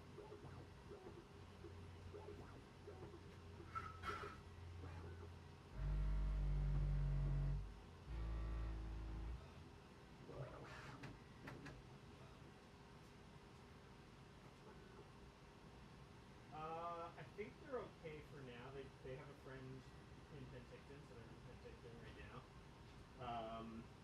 But oh, really?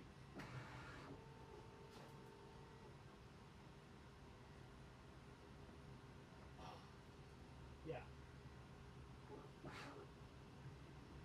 Well, I mean, their house is fine, I think. Yeah. Um, yeah. I mean, they might. I could ask them if they're open to that, but I think they should be able to. Yeah.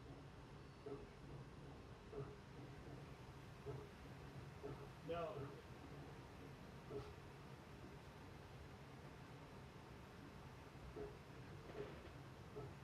Yeah, for sure. No, that it is so cool though. I'm so stoked about that for you.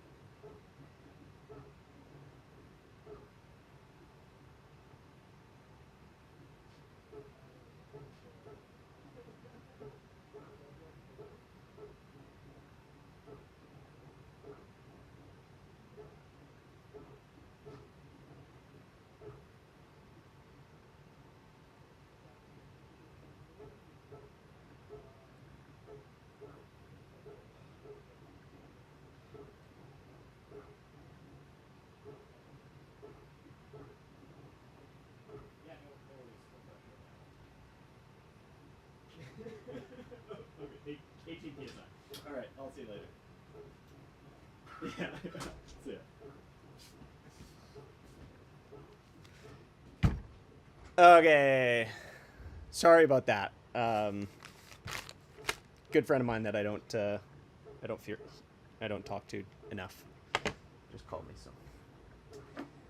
All right, let's get a little mousy on here.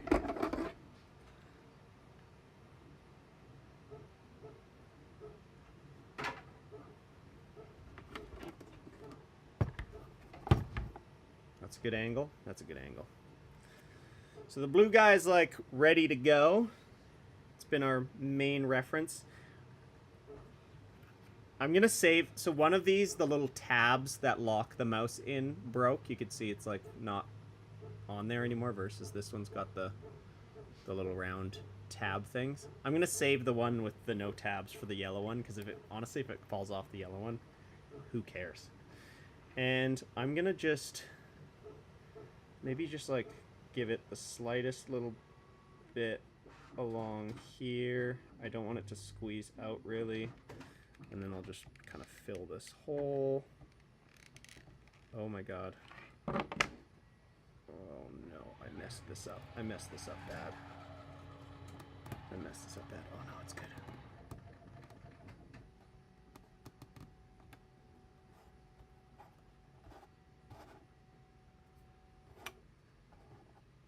That tail's gonna break for sure.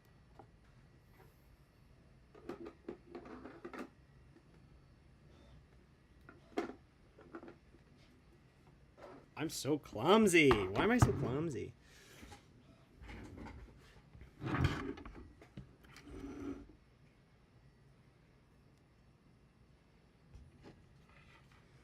Okay, we're gonna start with this one. Like that, and then just add a little dab,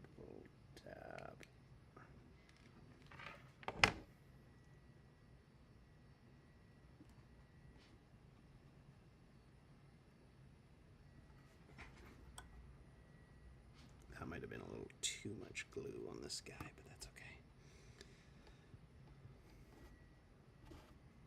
That holds nice.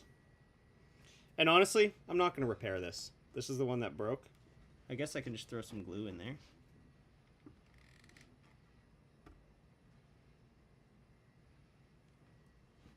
Of course, the one I dropped, it didn't break. It just dropped. And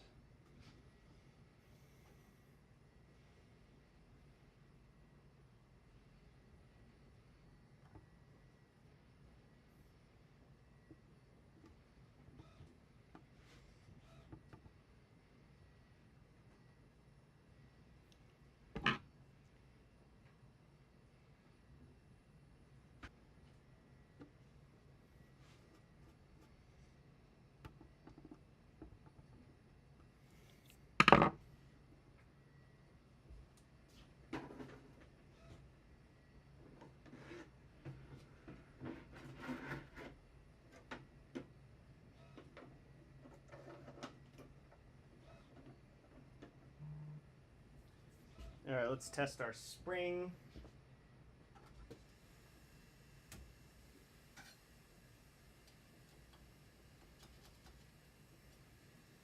It's quite on there.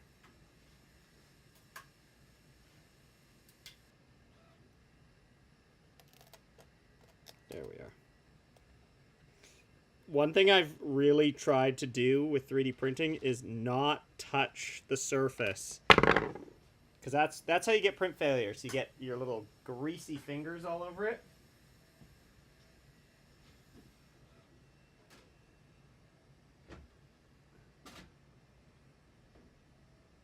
And then once you do that, you got to bring it inside, wash it with soap and water.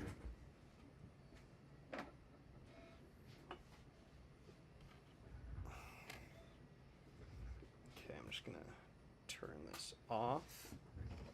I'm just going to put this over here on the ground. Right there. Boom. Oh yeah, I should wrap up pretty soon here. It's already late.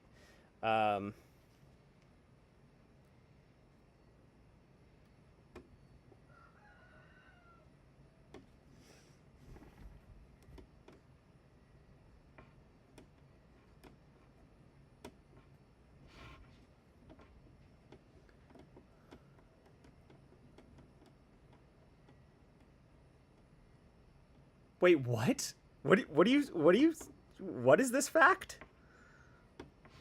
What is this fact?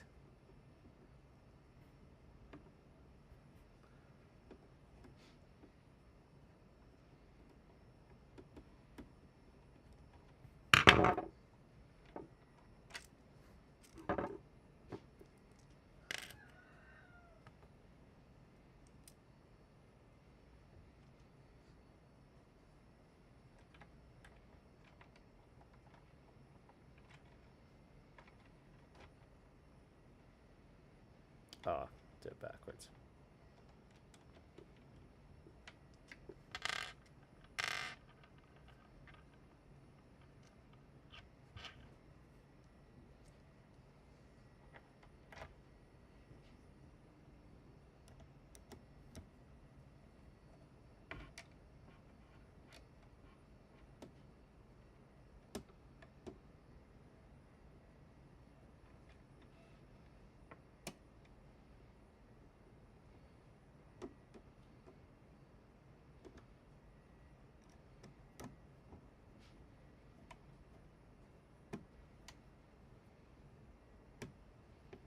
Okay, okay.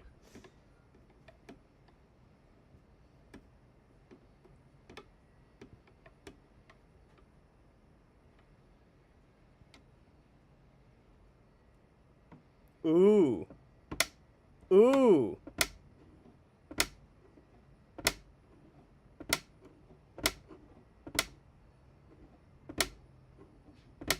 That works better.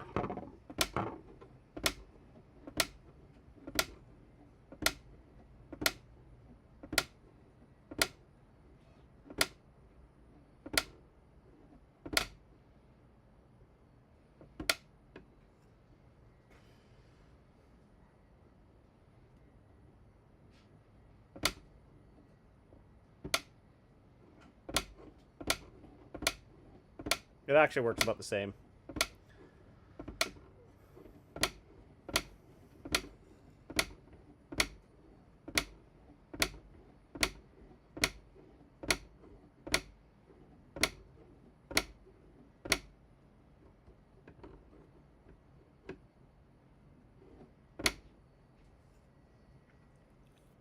It actually works about the same.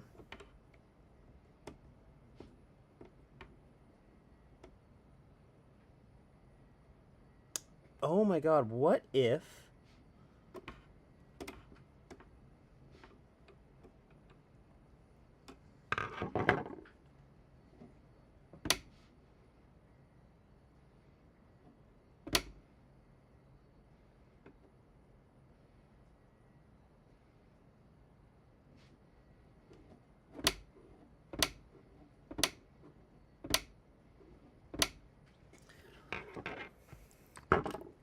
I think I want to play around with this a little bit more. I like the gold. I think the gold looks better than the green there.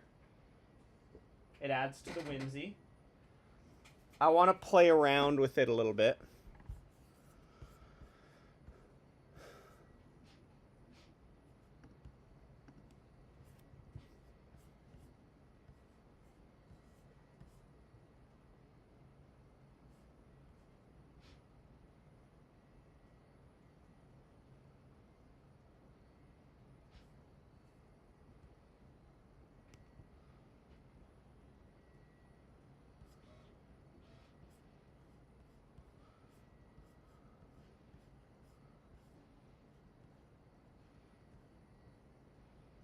Nose grease.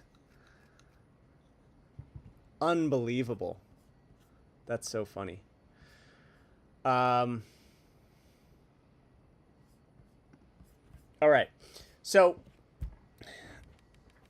I want to work on this a little bit more because I'm starting to kind of understand what's happening with this.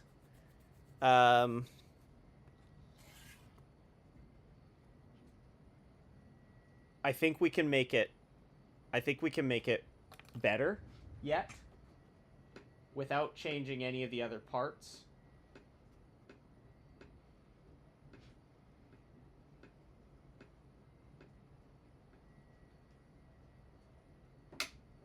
but I love the click.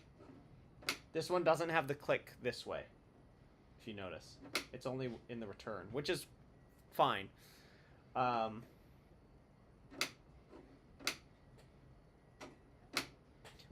I want to wrap up. I want to go eat some dinner. Yeah, that's true. It does add to the whimsy. So this is looking awesome. I'm really I actually think what's going to help this is bringing it out further so that it's actually pushing back. But anyways, we will touch base on that tomorrow because I kind of like having a couple things that we can do inside still. I have to also print once the white roof piece is done. We have to replace this, and we got a few things to do tomorrow inside before we actually get these on the gondola. So let's wrap it there. We're so close. Tomorrow we'll start by building the shelf, and then I will go down at some point and install it. Maybe I should have built it today so that I could install it in the morning. I didn't think about that. Well, I'll build it early in the morning. I might do an early stream. Build it early in the morning. Hopefully have enough time to go down there during the day, install it, and yeah. You know what? I should probably go down there midday anyways, because it's when there's the least animal activity down there. Dusk and morning, there's going to be potential for like bears and stuff down there. We actually saw bear poop down there when we went down there yesterday morning. So, okay, perfect. Yeah, that's right. So, yeah, we're calling it there, folks. This was a big day. That shelf thing is nuts. I'm so happy with how that looks. Really just crank it out. I don't want to spend too much time on it. I have things planned for it that will take some time, but we're gonna... Yeah, so I think maybe midday is probably the best time to go down there, despite the heat. So we'll see. We'll touch base tomorrow. Thank you so much.